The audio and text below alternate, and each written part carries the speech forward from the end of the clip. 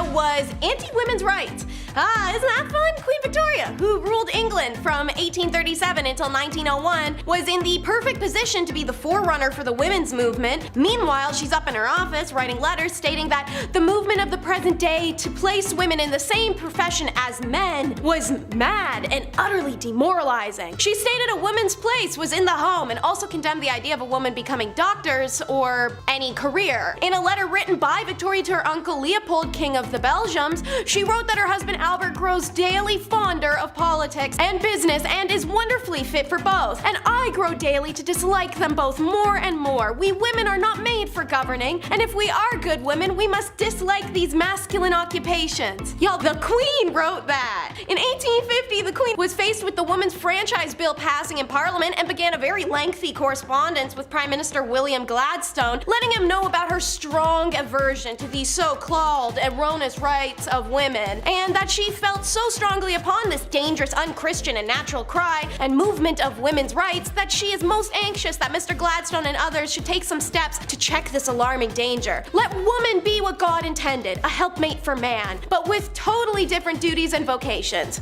Yeah, it didn't age well. And if you're doubting me, let's take a look at this petty beef. Queen Victoria was not for the girlies. She was a bitter and jealous B-word a lot of the time and over many different things. One was Lady Flora Hastings, lady-in-waiting, but also very close friend to Victoria's mother, who in 1839 presented herself to the Queen's dock with abdominal pain and a severe gut swelling. Lady Flora had been part of the royal household during Victoria's upbringing when the young heir to the throne was subjected to a strict system of rules and regulations that left her isolated and unhappy. The Queen still harbored that grudge against Flora because of her association with this bleak time and also her mother, who Victoria had serious mommy issues for. Anyways, Flora was unmarried, so the immediate visual symptoms led to an assumption she was preggers, out of wedlock. Demon-ass Victoria revels in this opportunity, and she has former governess Baroness Lezen obligingly spread the rumor that Flora is pregnant. Since Victoria suspected the father was a much-hated guardian from her childhood, Sir John Conway, she threw that into boot. Hastings is publicly humiliated, forced to protest her innocence, and undergo a gynecological examination, which proved in fact she was not pregnant. Her swollen stomach was due to advanced liver cancer, and she died a couple weeks after. Conroy and others spearheaded a press campaign to slam the Queen and her fellow conspirators for smearing and defaming the Lady Flora. It dented the young Queen's popularity, and at Flora's funeral 2 months later, the people quite literally dented her carriage when they stoned it. A lot of hypocrisy, especially from a woman of many lovers, one of whom was very obviously John Brown's scandal. The worst day of Queen Victoria's life, the day her husband Albert died. The second worst day of Victoria's life, when her loyal servant John Brown died. John Brown served as the Queen's constant companion, and he pledged to be with her always. After the death of Albert, Victoria relied on her devoted manservant from Scotland for everything. Victoria's children referred to him as Mama's lover, naturally due to the fact they slept in adjoining rooms. Heated gossip naturally made its way around why Brown's shocking informal manner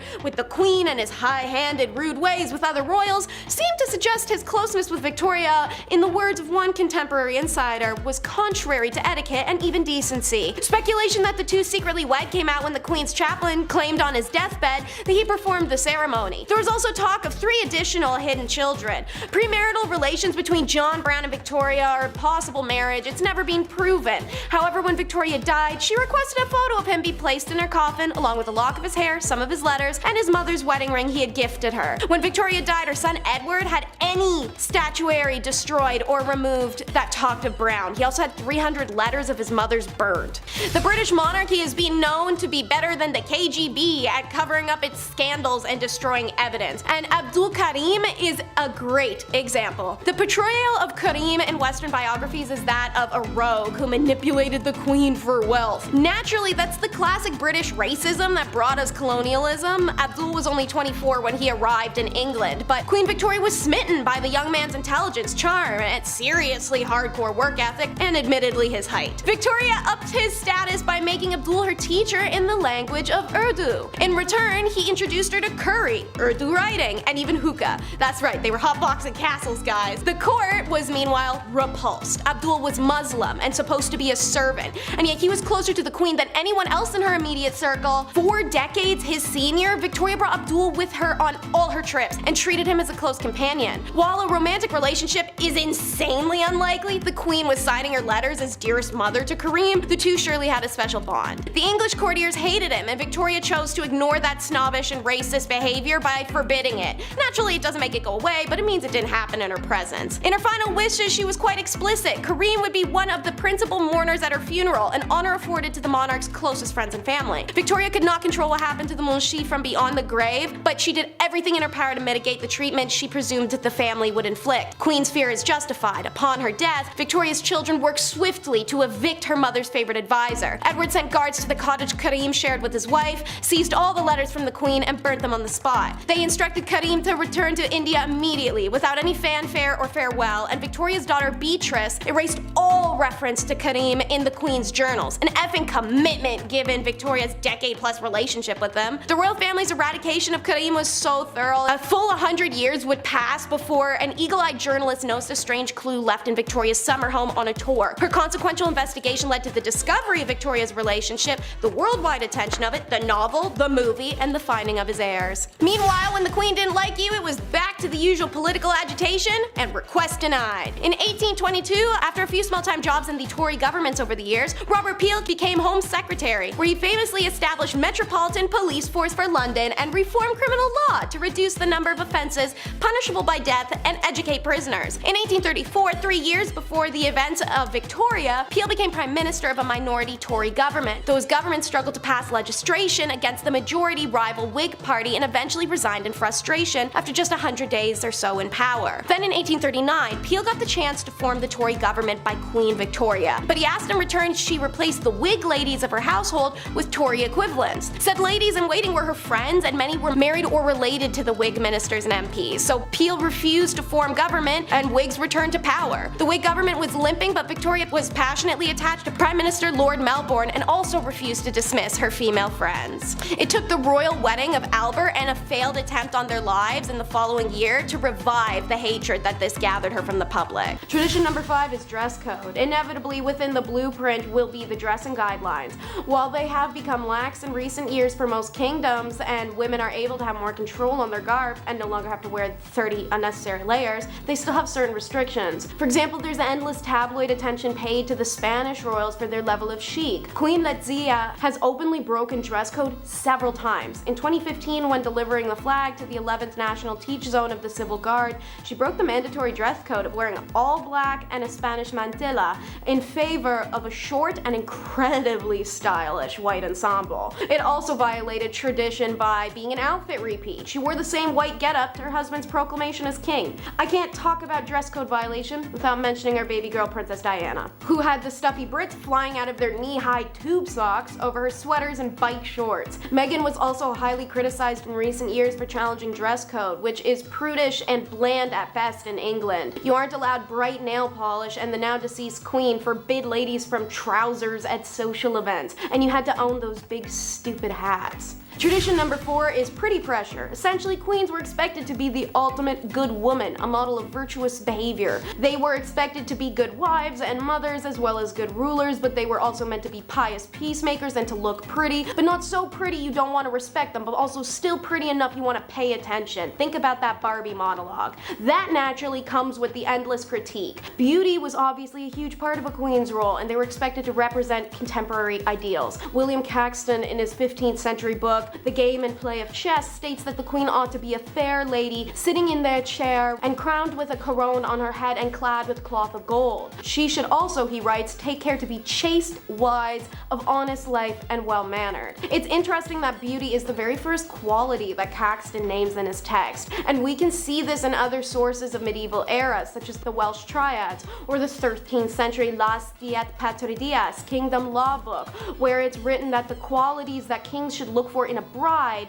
is the more beautiful the queen is, the more the king will love her, and the more handsome their children will be. No mention of being a good political leader. So it's really interesting again, seeing how these ideals of queenship tied together. Alfonso was basically equating the idea that a beautiful woman will make a good wife and a good mother, which takes us back full circle to those expectations of medieval queens to be everything. Tradition number 3 is tax exemption. This one sucks. Imagine you happen to be born in random luck of the draw blood bloodline and just don't have to pay taxes. Quite a few countries had laws in regards to their leaders, be it king or queen, being exempt from tax. Queen Elizabeth wasn't required, and now neither is Charles. However, Elizabeth had been voluntarily paying income and capital gain taxes since 1992. Her grandsons are also paying their taxes but do not have to. King Juan Carlos, Spain's former monarch, has paid about $820,000 in back taxes amid an investigation by prosecutors into whether he and other royal members of the royal family used bank accounts in other people's names to hide assets from tax authorities. The payment announcement came just a month after the Spanish media revealed an investigation into possible tax evasion, and that occurred after Juan abdicated in 2014 and was no longer shielded by immunity from prosecution. The extent of that immunity has become an issue in previous corruption cases, but it remains an unsettled question. The Belgian royal family no longer holds any power, but receives large payments for their advisements and roles as, not to be rude, figureheads. These payments are always taxed, as are the family. Dutch royals are among the monarchies exempt from paying income tax still. Last year, the Prime Minister Mark Rutte rejected opposition demands to scrap the exemption. His government proposed an annual royal budget of £50.2 million for 2023, untaxed. Tradition number 2 is no ID needed. Royal prerogative is a special exemption statute from certain statute laws. England is famous for allowing its queen or king the right to no driver's license, no upholding of speed limits, and traveling without needing of a passport. That means even though Queen Elizabeth preferred to stick to driving on her private estates, she could technically go speeding around London and running red lights if she wanted to. Japan's Emperor Naruhito and Empress Masako are also exempt, as stated in a ministry document dated for May 10th of 1971. Apparently, it would be highly inappropriate to issue a passport to the emperor or empress.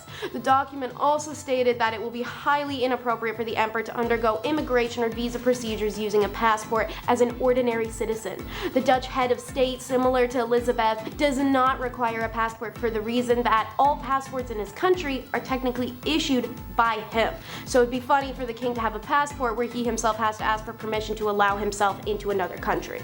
Tradition number 1 is 2 birthdays. The 2 birthday tradition for British monarch dates back to 1748 when King George II combined the annual summer military march with his birthday celebration, which should have been during the winter, as to quote, with a November birthday being too cold for celebratory parades, he tied his celebration in with the annual Trooping of the Colour military parade. Trooping the Colour, a military parade, has its origins on the battlefield. A regime flag or colours was a key rallying point for soldiers during battle, so obviously you got recognized around flag. To ensure soldiers would recognize it, the flag was marched around, aka trooped, for the ranks to see. A regiment's colors came to have huge significance for serving soldiers, and the gain or loss of colors were seen as decisive moments in battle. Nowadays, since it also doubles as a birthday party where the kid invited his whole class, the marching of troops is a spectacular and boring display of 1,400 parading soldiers, 400 horses, and 400 musicians. The monarch arrives at the beginning, looks over the troop, the band performs, the bagpipe guys proceed to make an obtrusive wall of noise, and then they all start marching. The royal carriage follows along. Number 1 is context on the missing queens. Lexi de los Santos, a Nat Geographic promoter, perfectly describes the treatment of Egyptian queens. Out of all the ancient civilizations, Egypt was the only one that really valued women, but after their rule, male leaders just erased all memory of these women because they didn't want them to have all that success. But why would ancient men in a culture that respected and revered women still strike them off the record in a fit of primal jealousy when they've been regal? It was best explained in the recent Bumblebee video, Top 10 Messed Up Things That Happened to Women in Ancient Egypt. It's the blame game. In ancient Egypt, pharaohs were supposed to be the human incarnate of the gods, but one thing that the male gods, female gods, and human females all had in common was the truest power, the womb. The ability to create and birth life, Ra's greatest creation. All of mankind came from Ra, the king god, yet any man who sat on the throne as pharaoh, meant to be the incarnate of Ra, was missing that one true power. So what that meant is any time a female pharaoh took the throne, she was more akin to the king god by the Egyptians' own definition than the male pharaoh ever could be. Nefertiti. Call that a mic drop. Consequently, if the womb wielders had a built-in facet of power that you can't regulate, recreate, nor have for yourself, chances are you're gonna be pretty snubbed. So if she's also a better ruler than her male counterparts, you're going to be resentful. Unfortunately, this means the documentation of many queens is lost to time. Their stories coming to us in broken pieces of pottery and papyrus, on ancient word of mouth from Greek and Rome, or from unidentified mummies that come and go as the sands blow thanks to the jealousy of mankind. Leader number 9 will be Kentigase the First. So, who was the first woman to rule Egypt? This will be the biggest debate of the video, as there are technically 3 qualifiers. First candidate is Kentigase the First. She was born circa 2550-2520 BC and died sometime between 2510 and 2490 BC. The remains of this female leader were undisturbed for 2 millennia within her necropolis until its excavation in the 1930s. And since its discovery at Giza, her tomb has intrigued historians and archaeologists alike. The mausoleum is as grand as other pyramids of her predecessors and includes a solar boat, a chapel, granaries, and a water tank. A small structure known as the washing tent of the female king had been built in front of her temple, and here the body was washed and ritually purified prior to being embalmed. Her mastaba is believed to have been the final royal tomb that was constructed at that necropolis, and many scholars believe that it was strongly connected to the pharaohs of the 4th and 5th dynasties. On its granite doorway, her formal title is construed to be the mother of the king of Upper and Lower Egypt, holding office as king of Upper and Lower Egypt. In support of the latter title is her image, which is altered to show her in a kingly pose, including the false beard, the royal uraeus cobra crown, and holding a scepter, one of the many adjustments and additions made up until the 6th century, implying that this pharaoh possibly had continued a role in religion and worship after her death. Khenti may have ruled as a regent for her presumed son, Sahur, possibly in conjunction with Ustarkaf, the founder of the 5th dynasty. However, despite the fact that she was apparently considered an ancestress of the 5th dynasty and was commemorated in the mortuary temple of Apsur at Kenikartes II, her name has never been found in a royal cartouche. Leader number 8 is Mernith. Among ancient Egypt's greatest female leaders was Queen Mernith, who had the overwhelming ambition to rule a country, and stopped whoever shared that sentiment. Her name means the beloved Neith, the daughter of King Diar, and beloved she seemed to be, until after she died, and then the men didn't have to respect her anymore, that is. Even if she wasn't the first woman to rule Egypt, she definitely seemed to be, but if historians want to debate endlessly, who am I to stop their fun? She definitely was the first woman to rule anything in known human history, because she was born about 3,000 years ago. Mernith stepped in as regent after her husband's death, as their son Den was too young to rule at the time. Karakuni, an Egyptologist, said that these women were often used as protectors. Men would put women in high positions to keep young male leaders safe and give them time to mature. When a man was ready to take over as pharaoh, the woman in charge would step down. But Mernith was Old Kingdom Egypt, and when she assumed this tutelage, it was in despite of what religious traditions of the 1st dynasty decreed, that only men were to rule. Despite that, Mernith stood rigidly by her son for a full decade, from 2939 to 2929 BC, until he became one of the most prominent kings of Old Kingdom Egypt. Despite the fact that there are few records of her name in any tombs, her accomplishments and life, she's still believed to have been a figure of great power and simultaneously respected and despised. Either way, she's one of those pharaohs that was buried alongside 50 live servants. Leader number 7 is Nikokris. The third and most mysterious candidate for the first female king of Egypt is recorded many centuries later in the work of the Egyptian historian Manetho. Her name is Nikokris, and she was believed to have lived around the 22nd century BC, which was towards the end of the 6th dynasty. Some have suggested that Nikokris was the last pharaoh of this dynasty. As Manetho tells us, she built the 3rd pyramid and reigned for 12 years, but the whole 3rd pyramid thing is an absolute disaster. If you know anything about ancient Egypt, there's just so much BS around the kings list and the dynasties. We don't know who made it, and every time we think we do, someone else shows up in history and has it attributed to them. So, it's up in the air. Herodotus also mentions Nikokris, but in the colorful context that she had killed hundreds to avenge the Egyptian king who had been slain by the people in a coup, and who happened to be her brother. The people had given the kingdom to Nikokris to rule after doing so. The story is that she had constructed an elaborate underground dining chamber under the guise of it being for her coronation, inviting all those she knew to be responsible for her brother's death, as well as anyone who knew of the coup plan but did nothing of it. This includes servants, concubines, officials, priests, the whole shebang. As the banquet progressed, Nitocris, surveying safely from a platform, had her servants open the floodgates and let the flow of the Nile River into the chamber through a concealed pipe, drowning all in attendance. To quote Herodotus, "That is all the information I was given about Nitocris, except that afterwards she threw herself in a chamber full of ashes to avoid retribution." Leader number 6 is Sobonekfru. It's not until the end of the Middle Kingdom that we find for the first time 100% pure, clear evidence of a female king. So, her name was Sobonekfru, and there are about 5 variations of her name, all harder to say than the last. However, the name Sobonekfru means the beauties of Sobek, in reference to the crocodile god, one that the rulers of the 12th dynasty established a religious and economic center in Fayum for, where crocodiles were nurtured and worshipped. Queen Sobonekfru rose to power after the death of her brother/husband Amenemhat IV, which made her the 8th ruler of Egypt's 12th dynasty, and she went on to rule for nearly 4 years. That was a lot of numbers in one sentence, so I hope you're keeping up. Though missing her head in many, the queen statues found in Fayum show that she appeared to combine masculine and feminine aspects of regal dress, similar to many other female rulers of Egypt. She is the last ruler prior to the New Kingdom to appear in the offering list found at Abydos and Saqqara, which does suggest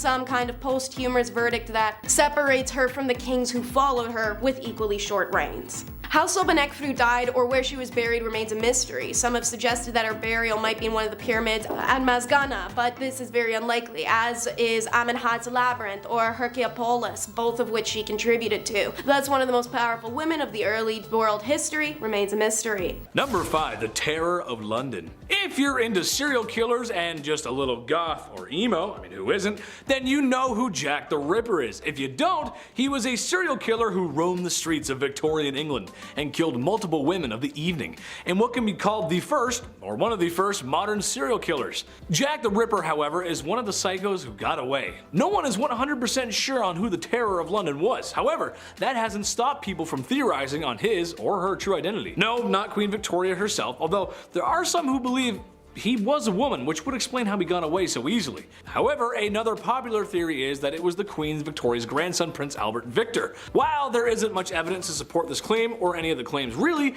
it is interesting and makes me wonder, maybe the royal was a killer? We'll never know. Number 4, Short Kings Unite! Even though I'm a semi-charming and moderately handsome internet host, I suffer from an illness a lot of men do. I suffer from shortness. When the Lord was making me, he just put a few extra drops of cute in the mix. And then there was no more room for my legs to grow. I just see life from a little bit down below. Although, I own it, and thank God I don't have little man syndrome. All toxic jokes aside, Queen Victoria may have been a good fit for us short kings, as she was barely 5 feet tall. She's known for being a formidable queen, but when you're that short, it can sometimes be difficult to keep your stature. Somebody take me seriously. Number 3, dollies. Okay, so maybe my Sailor Moon merch collection is weird. Maybe I just want to be a cute blonde Japanese girl with a short skirt fighting evil. Can you blame me? However, something I always find strange, no matter who it is and who owns it, is a doll collection. Why? Just why? And it's never a couple, it's always a large collection. And tell me why anytime you go to visit someone and stay overnight, they always put you in a guest room where the majority of the dolls reside. There's nothing like 100 pair of creepy plastic eyes staring you down while you're trying to sleep in a bed that isn't yours. Well, Her Royal Majesty had her own collection of dolls. Yeah, that's right. You can just imagine the kind of treatment these dolls received. It's said she had hundreds of them, and most likely wore higher quality clothes than most common folk at the time. Great, now my worst nightmares outnumber me, and they're dressed to the nines. Whew, dolls are just creepy. Number 2, Here Comes the Bride. Imagine being so powerful, so mighty, and influential that you'll create 2 Western traditions. Sure, the Christmas tree is great, but I'd argue the white wedding dress is more. She wasn't the first to wear a white wedding dress, but she was the one that made it happen. There's a few reasons why, and the obvious one is flexing that royal coin, but imagine trying to keep pure white clothes clean in the past. My mom makes a mean spaghetti and meatballs, and I have a difficult time keeping those stains off my white t-shirts, which, if you also ask my mom, is a bad color for me. I was a messy kid. That's why other colors at the time made sense. After all, there's no dry cleaning in the 1800s. At least not with modern machines and stain remover. Hey Alexa, can you add sand remover to my list? Number 1.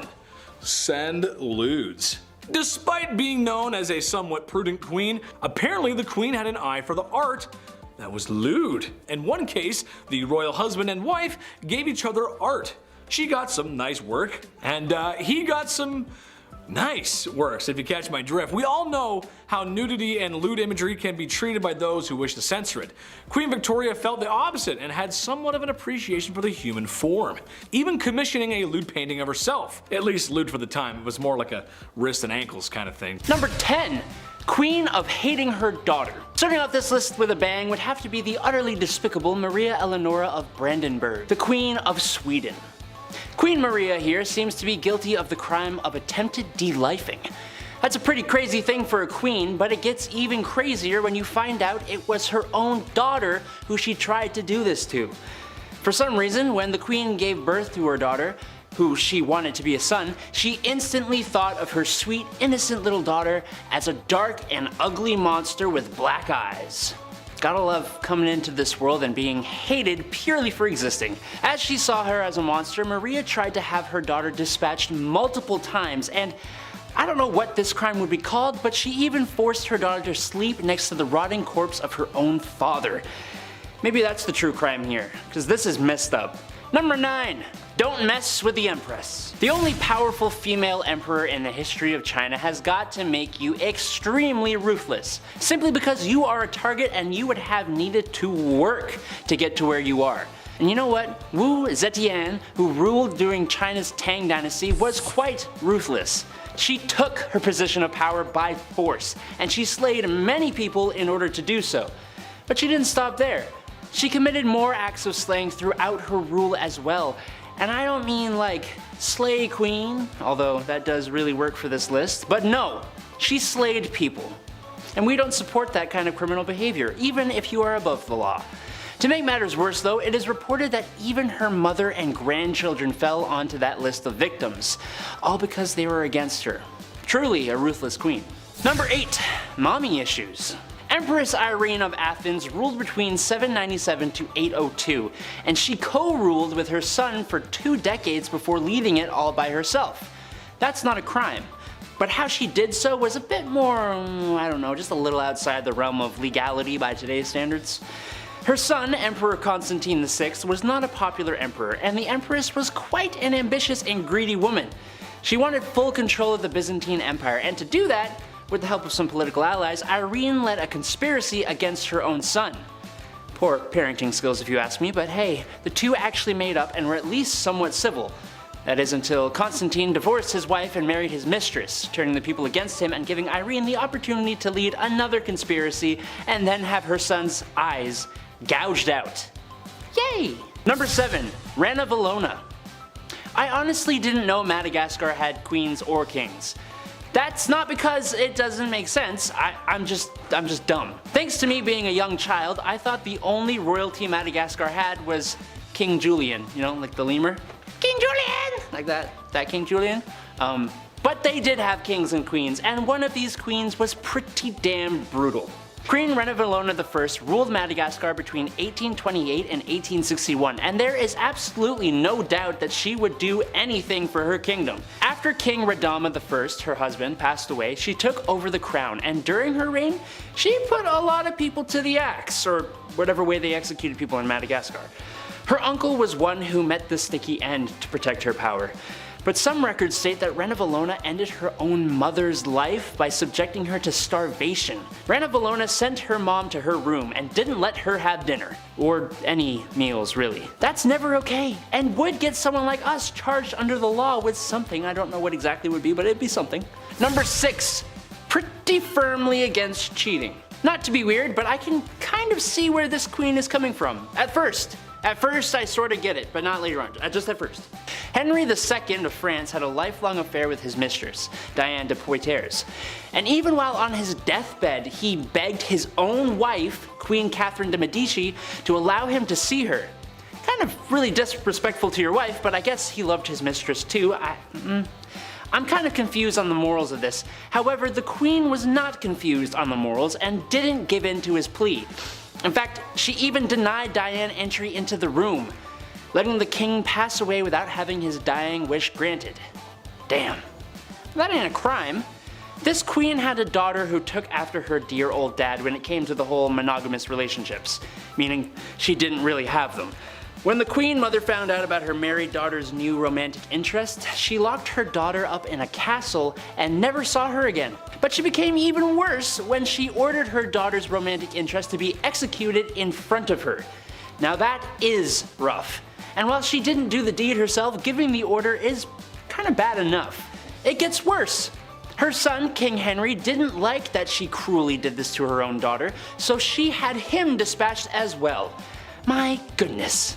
Number 5. Original plans. Another theory that surrounds the queen is that King Tut's chamber was actually meant for her. Yeah, listen to this. The former antiquities minister doesn't believe this. He strongly stands by his belief that the lost queen was one of the female mummies found in the Valley of the Kings. What's compelling here though is that King Tut passed away at age 19, so many believe his own burial chamber hadn't even been built yet, or finished at least. So instead, they used hers. But a radar survey around the tomb in the Valley of the Kings shows us this hidden chamber behind the north wall of the burial chamber. It's been said before that King Tut's chamber was way too small and there must be more. His stepmom being buried in the same tomb, well, that's certainly a start. We're onto something. Number 4. Tomb alignment. Nobody knows angles like ancient Egyptians. The way they built the pyramids, I mean, they still stand today confidently. We're trying to figure out just how they made the pyramids in the first place. Meanwhile, there's a team inside the pyramids trying to figure out who is even buried in the walls. It's a whole fascinating mystery. Using ground penetrating radar, researchers were able to find this corridor,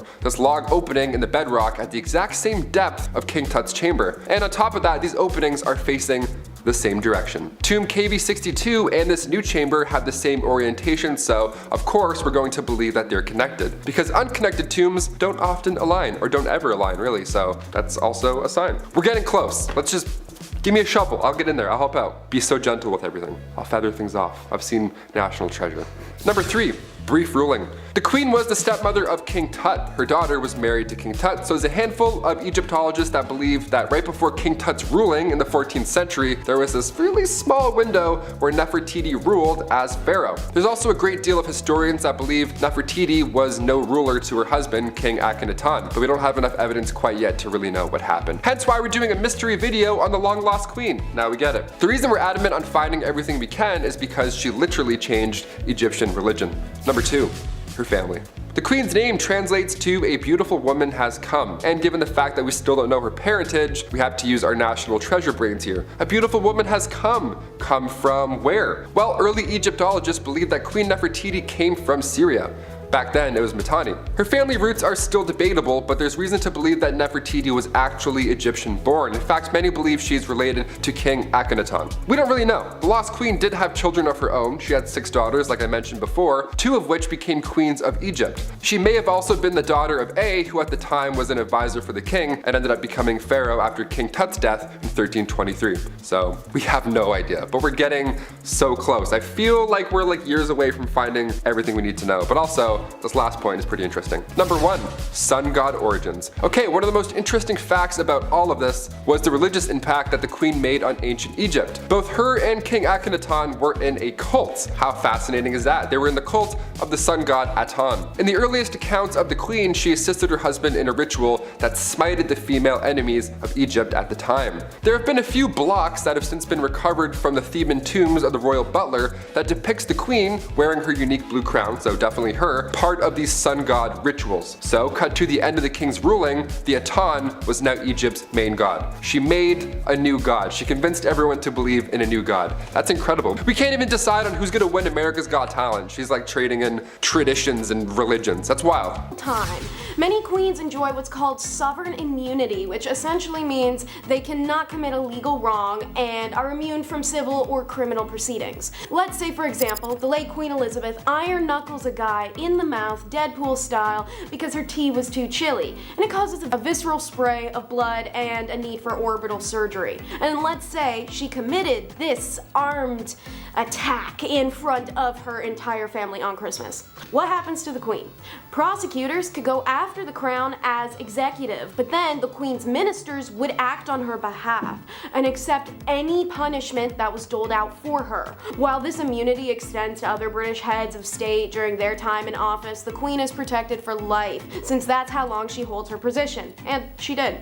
So, what other monarchy other than the British has this criminal immunity? Belgium's constitution states the king is violable and his ministers are accountable too, as does Denmark's. And since 1848, the Dutch constitution states the king is immune from prosecution, the ministers are responsible. The constitution of Bhutan, Sri Lanka, and Sweden all have sovereign immunity, but without holding the ministers accountable. If a crime is committed, everyone just walks away scot-free. In places like Iceland, meanwhile, their queen can only be prosecuted with consent of parliament, and in India, no legal action can be taken against their leader as long as they're holding office, but you can get them impeached then sue, so that's something. Tradition number 9 is animal hoarding. I've always hated hearing people discuss how the British queen or king, whoever is on the throne, just owns all the fishes royales. So animals like whales, dolphins, sturgeons, porpoises, and even swans, thanks to a year 1300 rule. These guys are out here completely splashing around free and clear and completely unaware that they're owned by any petty human laws. However, owning a horde of pets is quite different, and Elizabeth and her corgis are nowhere near the first ruling monarch to start that tradition or build laws to protect them. Hippos were royal family animals back in ancient times of Egypt and were protected by law for centuries. Dogs, however, seem to have struck the hearts of European nobility. Mary Queen of Scots spent her life with dogs and loved them so much that she had hers legally licensed and protected, keeping them with her through her exile and imprisonment, and even her most adored lapdog was found in her petticoat just minutes after her head was chopped off. Charles II of England loved spaniels just like how Elizabeth loves corgis. In 1685, the writer John Evelyn wrote in his diary that Charles loved having a number of little spaniels follow him and lie in the bedchamber, and when the old king died there, it was surrounded by the beloved dogs. Versailles, home to the Bourbon King of France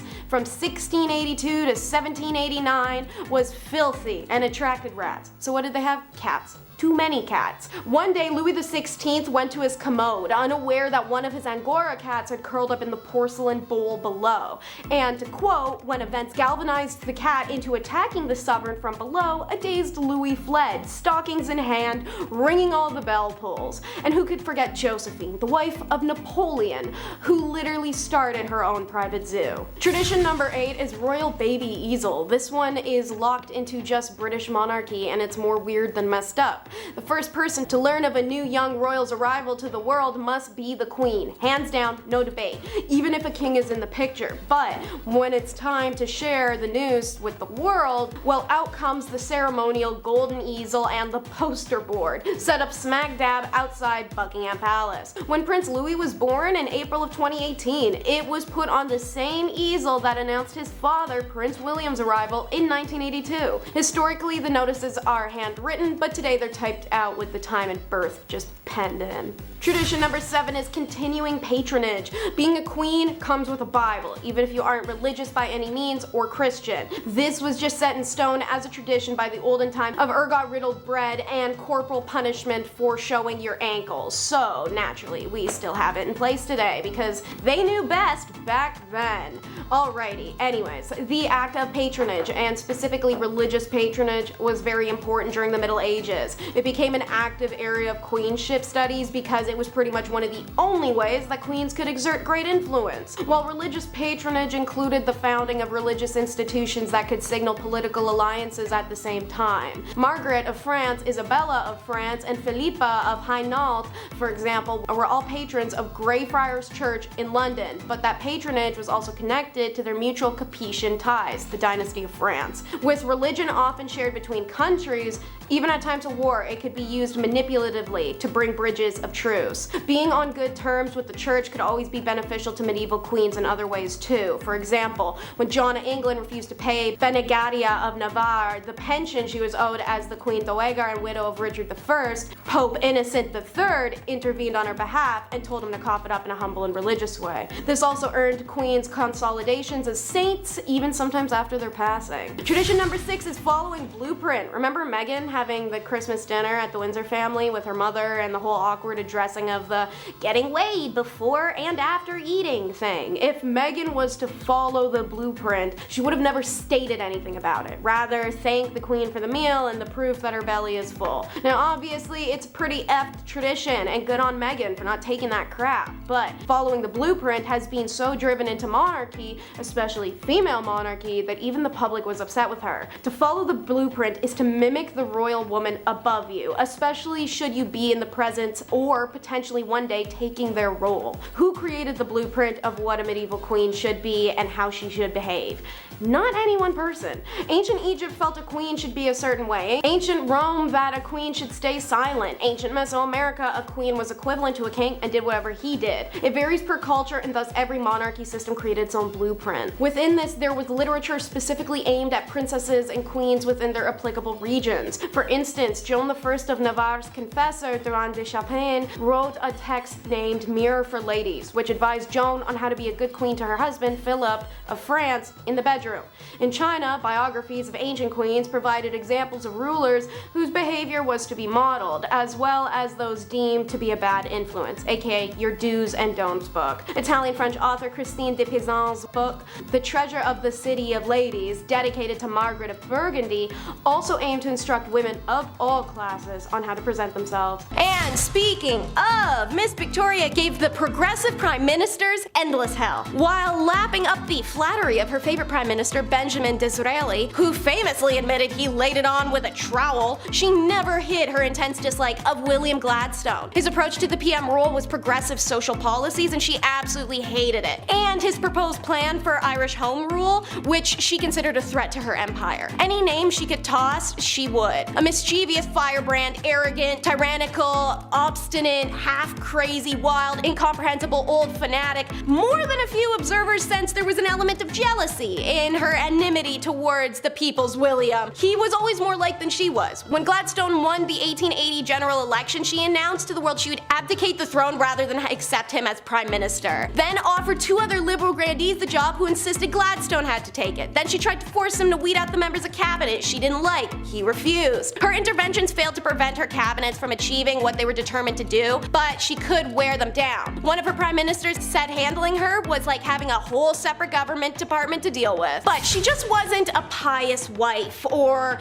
an eccentric widow. Queen Elizabeth was also a bad mama. Let's get it straight in clean-cut, open, honest terms. Victoria did not like children, but she loved the act of making them, especially with Albert. Unfortunately, she was wildly fertile, so you want one of those things. In those days, you got the other thing. She definitely seemed to be one of the women who lacked inherent biological maternal instinct. That's never a flaw, ladies. You aren't broken, just so you know. Because intercourse during pregnancy was believed to harm babies back then, it meant for the better part of a year she'd be banned from intercourse or even cuddling with Albert, the two things she wanted more than kids. It's honestly quite fair from her position that she resented her children between being deprived of her husband, not wanting children in the first place, and lacking a maternal drive. Victoria, we should remember, didn't also have much of an experience of a family life, and she was raised under isolated conditions. Victoria in many respects was an awful mother as a result. She couldn't help but view her 9 children as functional extensions of herself, expecting unquestioning obedience, and was bullying them about their failings. When Bertie, the future Edward IV, rebelled against the rigid system his parents devised for him, she called him backwards and lazy. And when Victoria, who had decided Beatrice would be the unmarried companion of her old age and forbade mentions of weddings in her presence, learned her daughter was secretly engaged, she was so angry she refused to speak to her for 6 months. She only relented when Beatrice agreed to live with her after they were married. This ain't just some fun and games,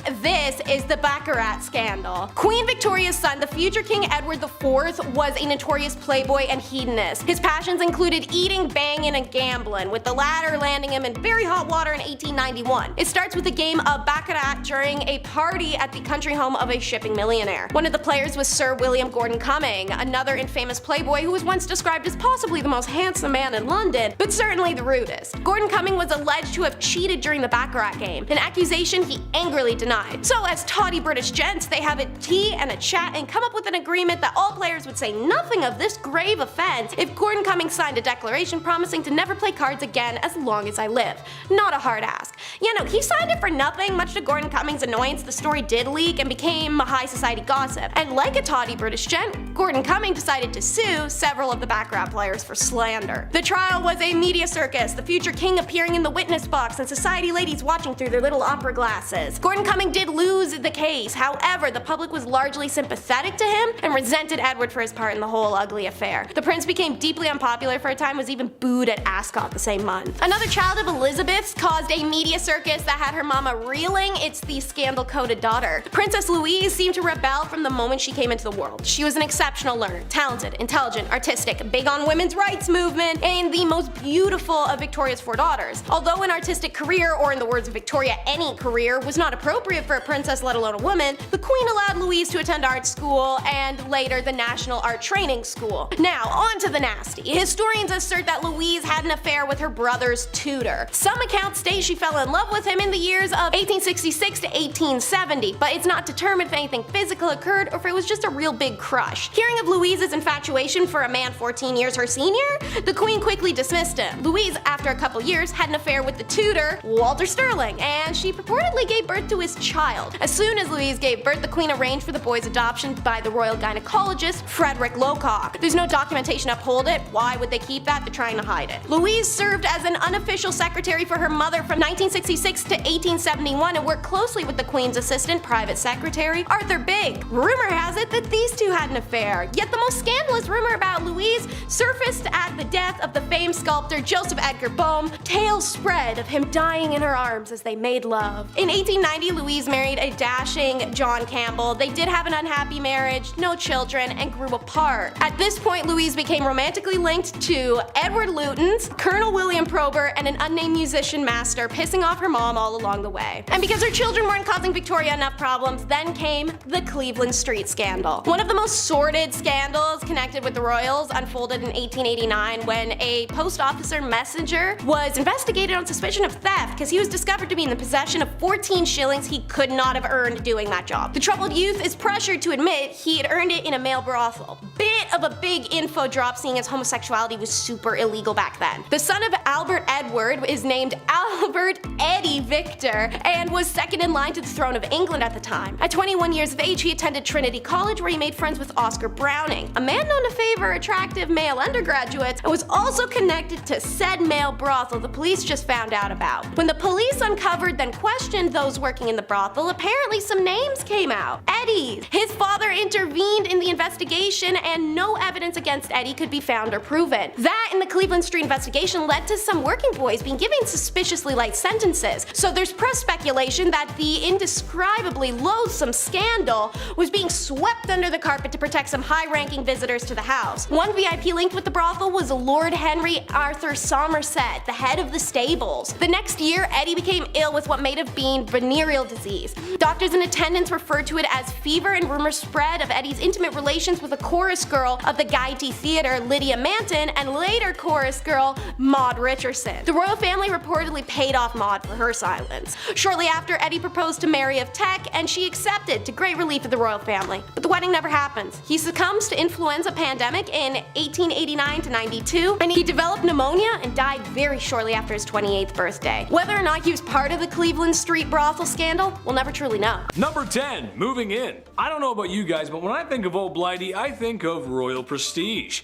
London and Buckingham Palace. After all, that's what a queen needs. You gotta have a palace. Where's my palace? Although most people think of the queen living in Buckingham Palace, Queen Victoria was the first of the royal family to do so. I'm not royalty, but I wouldn't mind crashing a few days there. Nice big place, servants, probably all you can eat. Man, she had it good. All that's missing is Wi-Fi. Move over, Your Royal Highness, I'm moving in. Just gotta get my collection of Sailor Moon memorabilia. Number 9, Queen Jeans. No, not a nice pair of royal genes. I'm talking about DNA and hereditary genes. I've mentioned a few times on this channel how the royal family may or may not have been inbreeding. Okay, who am I kidding? There was a lot of inbreeding going on. Sisters, brothers, mothers, fathers, cousins, and of course, hey step bro. Now, as lovely as that seems to some, unfortunately, crossing the hall to reproduce can have ill effects, as inbreeding is known to have complications with birth and their offspring. Well, Queen Victoria may have been the first carrier of hemophilia B, a blood-clotting disease. While not having it herself, it's thought she passed it down through royals related all throughout Europe. Tsar Nicholas II's son comes to mind. However, I feel like if we told the royals why people were contracting certain illnesses, they would still do what they want anyway. So I'll just close the door. You guys can go ahead and do what you're gonna do. Number 8. Breaking tradition. For men in Western culture, it has been a long time of bending the knee to propose to the woman that you love, or so wish to swoon. Tammy Lynn, I don't got much, but I know I got this ring I found behind a Chuck E. Cheese. So what I would like to do is I Jim Bob Billy Abernathy am asking for your hand in marriage. So romantic. Anyway, bad jokes aside, you'd be wrong in thinking that's how it went for Old Blighty. When the young monarch met her cousin, Albert, the love juices were flowing. She knew she was gonna have to lock him in and propose to him before he could get the chance. They were shortly married soon after, and as stated in her diaries, it seemed that the couple was truly in love, which for royals is kind of rare. Even today, it's usually men who propose to ladies, but all I'm gonna say is, ladies, I'm 300 pounds of twisted steel and sex appeal, and I put the toothpaste lid back on after brushing my teeth, so... Number 7. Did you miss me? Queen Victoria was a leader. She held a lot of power, and that means people sometimes got a little crazy and wanted to remove her from such power. So for Queen Victoria, it should be no surprise, however uncouth it was, but she had multiple assassination attempts on her life. A lot of which were people firing shots at her carriage for some reason with a pistol. And a lot of these attempts leading people to being declared insane. And one specific amateur who tried multiple times to end the royal and failed every time. 8 times to be specific. I feel like after the first 4 times when the guard saw this guy approach, it was like, oh, man, this guy again. Oh, brother, this guy stinks! Anyway, all attempts to end her life failed, and she became the 2nd longest reigning queen. Next to Queen Elizabeth, of course. Number 6. Oh, Christmas tree, oh, Christmas tree. I was honestly shooketh when I learned this, but you know that thing a lot of people do around the holiday season where they get a big green tree and they like decorate it because of the holiday called like Christmas? You might have heard of it. Yeah, I've never heard of it either. Bad jokes aside, the queen and her husband may have popularized the Christmas tradition of decorating the tree after sending trees to local schools and army barracks. An image of the family decorating the tree was also published that Christmas.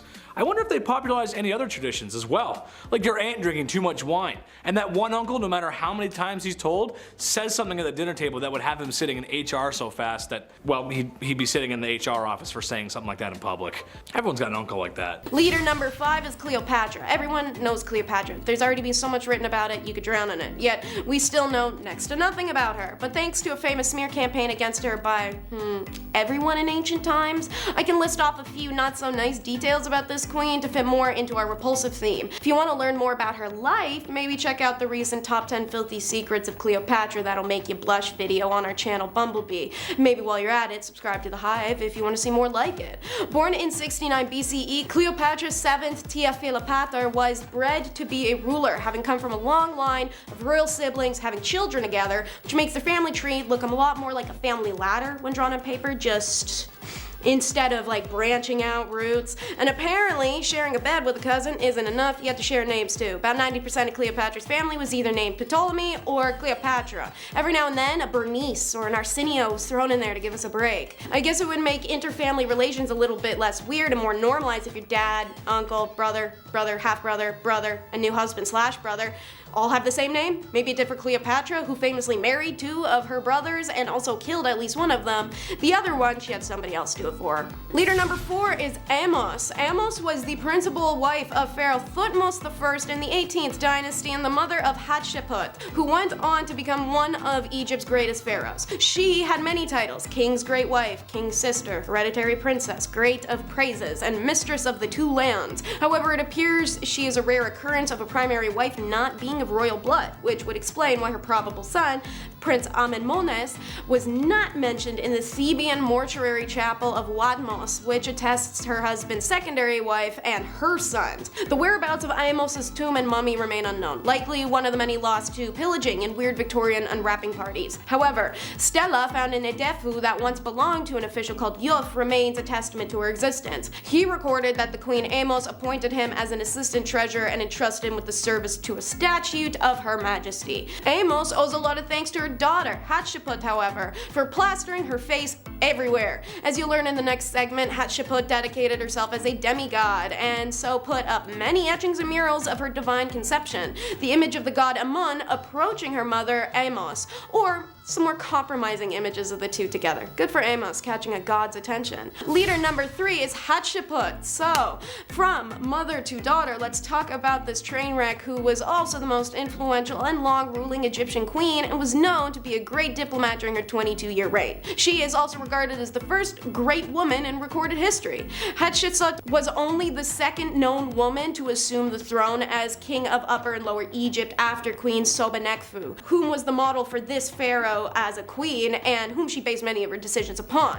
Upon Thutmose II's death, the throne was passed to Thutmose III, and Hatshepsut, who was the aunt and stepmother, acted as regent until simply just taking the crown herself. Like pretty much every Egyptian queen short of Cleopatra, Hatti dressed in men's royal garb, wore a false beard, and created statues of herself with the pharaoh's headdress. During the 7th year of her reign, however, she went even further and asked to be depicted as a man, ordering to be referred to not as a queen, but as a king. Hatti surrounded herself with strong and loyal advisors, her favorite being the royal steward Senenmut, who many believe was having an affair with the queen. The evidence for this claim is the fact that Hatshepsut allowed Senenmut to place his name and image of himself behind one of the main doors of the Dieser Desu, which is rare, and an unusual share of credit. That and plenty of graffiti made by peasants and workers depict the two in compromising positions. Not kidding, ancient R-rated graffiti. Anyway, Hatti's reign was peaceful, a time where many monuments were erected of her, of Amun, who she claimed was her lineage was based off of Bastet, maybe a few more of her, to be humble. However, after her death, her successor, who was possibly even her own stepson, attempted to erase all record of her, destroyed statues, burnt documents, attempted to remove her presence from Egypt. This effort only half works. While we don't know much as we wish we could, Hatshepsut is still remembered to this day. Leader number 2 is Nefertiti. This is the queen married to the cult guy who was so hated in Egypt that everyone agreed to ignore that he had ever happened. Unfortunately, it means this beauty had her name tarnished in the process. Call it cancelled by association. That's why Taylor Swift broke up with the problematic singer guy Maddie. I think the name alone is worth the breakup. Why are you in your mid-30s but still going by Maddie?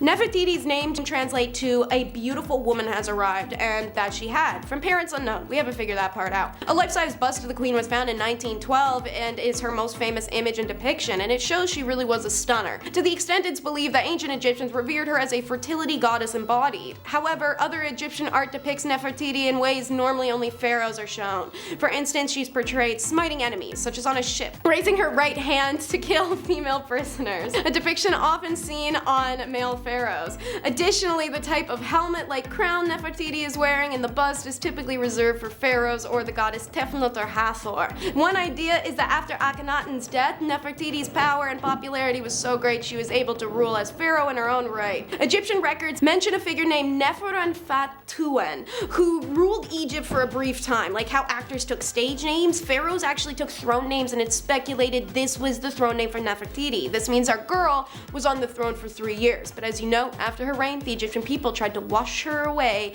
to the best of their abilities. Tokhmahon undid Akhenaten's religious reform, Amarna became abandoned, and images of Akhenaten and Nefertiti are destroyed. Leader number 1 is Aset. You may know her by her Grecian name, however, Isis. She was the queen mother of all gods. Her name quite literally translates to queen of the throne, which is reflected in her headdress, which is sometimes a literal throne. However, sometimes it takes on traits from Hathors or Muts to represent her assimilation with other women in the pantheon. While she seemingly started as a side figure figure to her husband Osiris, she was quickly transformed into the queen of the universe and an embodiment of cosmic order. By the Roman period, a Set was believed to control fate and linear existence itself. This is accredited to the story of Ra's secret name, wherein a Set is able to find out the true name of Ra, something no other god knows, and ultimately makes her his equal, if not more powerful than he. Set was the sister and wife of the god Osiris, ruler of the underworld. It is said that she and Osiris were in love with each other even within the womb. As he was king of Egypt, Isis was queen, and one who supported her husband and taught the women of Egypt to weave, bake, and brew beer.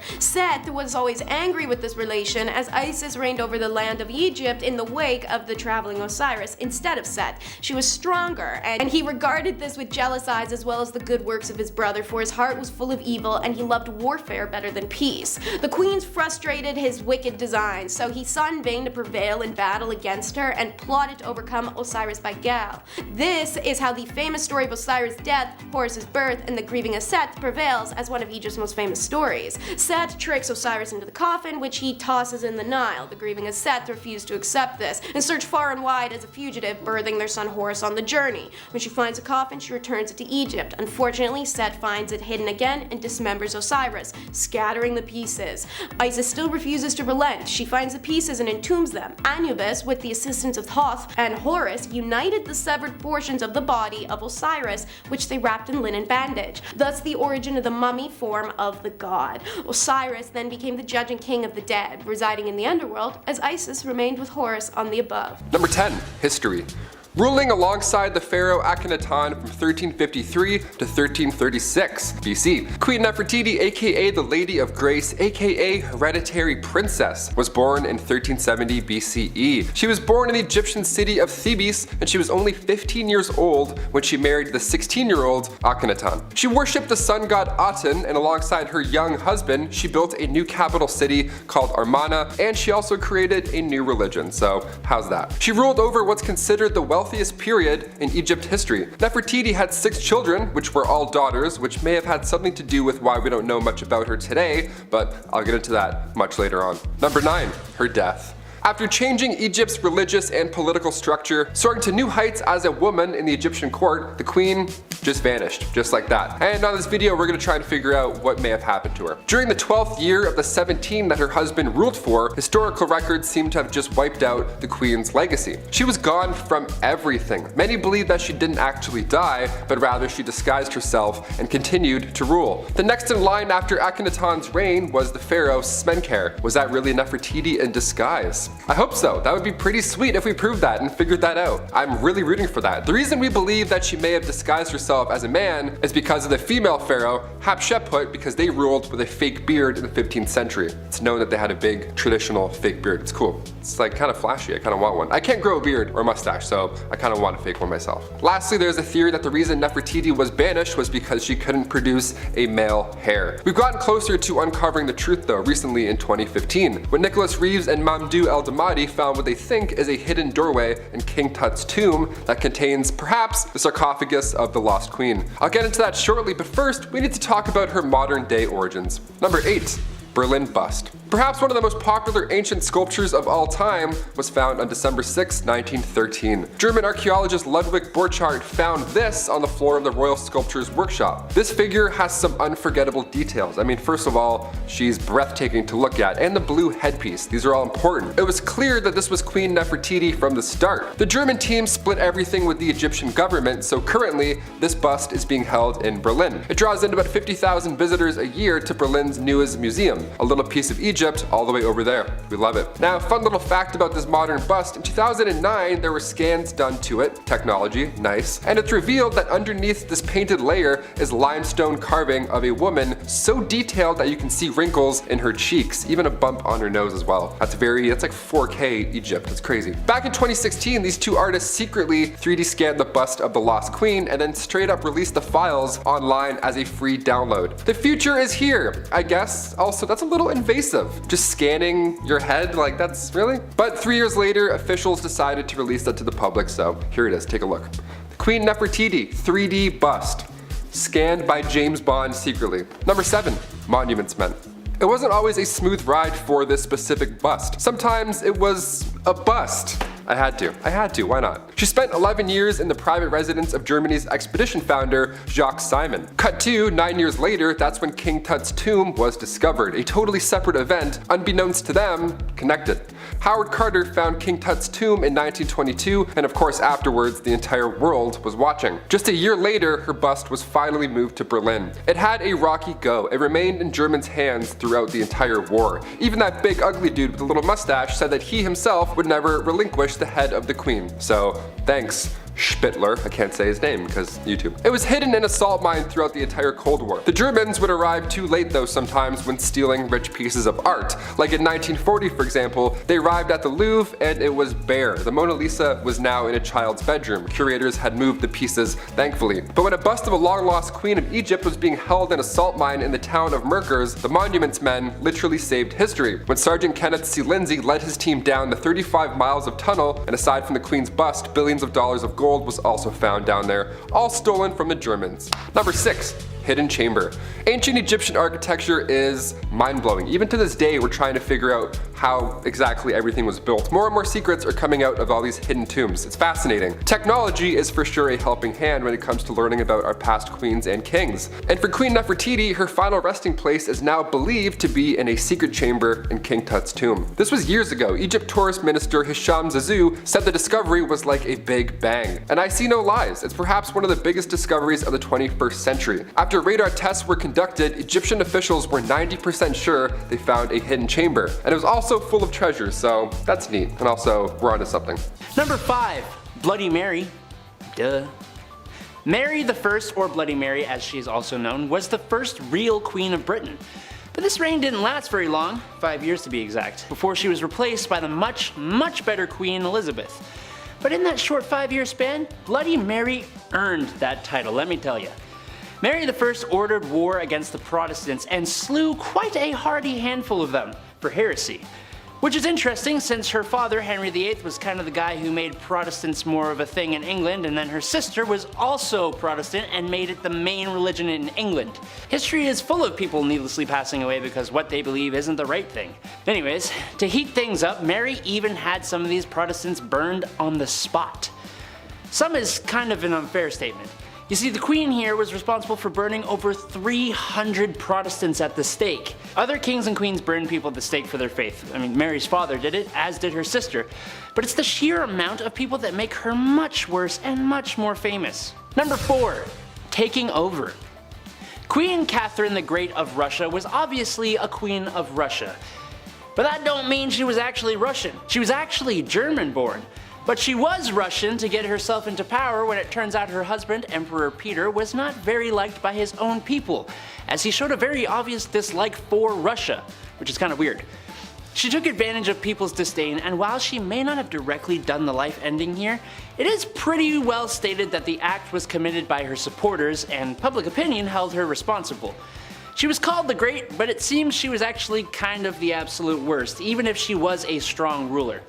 She does look very proud of herself in a lot of her paintings though, which, I mean, she overthrew her own emperor husband and became ruler of a country she isn't even native to. So like, yeah, I guess, good job, I think. Number 3. La Loca de Loco. Finally, a queen not on this list for ending other people's lives. No, Juana La Loca was far worse than that. Not to be insensitive, but Juana La Loca was loco. She was the Queen of Castile from 1504 to 1516, and she suffered from various mental disorders. After her husband died in 1506, her father buried his body, but that didn't stop La Loca from opening the tomb and caressing her husband's non-living body from time to time. Ultimately, she even ordered people to dig up the body fully, and she would kiss her deceased husband's feet. Sorry, excuse me, I need some water after that. That's disgusting. That's a lot. Oh good, we aren't done. Of course not. No, apparently, Juana would also carry his coffin everywhere with her and even kept it under her bed. It wasn't until years and years later she allowed his burial outside her window, finally. Look, I get loving somebody, but dear lord, imagine what she was like when he was alive. Stage 10 clinger, 100%. Number 2, let them eat cake. How about a queen that caused a whole revolution? That's gotta be a good one. We have almost all heard of Marie Antoinette. She was well known for splurging on things she shouldn't have and the countless affairs and scandals she was involved in. Like the scandal of the necklace. Countess de la Motte pretended to be the Queen's friend and entered the French court in 1785. She fooled a member of high society in believing that the Queen loved him, even going as far as to hire a lady of the night, disguise her as the Queen, and convince the poor guy that Antoinette wanted to purchase a diamond necklace that cost 1,600,000 livres, which is almost $12 million by today's money. The amount of sheer greed and debauchery that happened while she was around made her own people rise up and fight back against the unfairness of the French monarchy. Good job, you made your people hate you, cause y'all ignorant. Number 1. Countess not Dracula?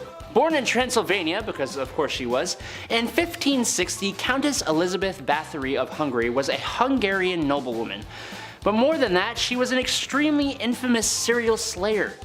She used her position of power to defend herself from ever having to suffer the consequences of the heinous crimes she would commit.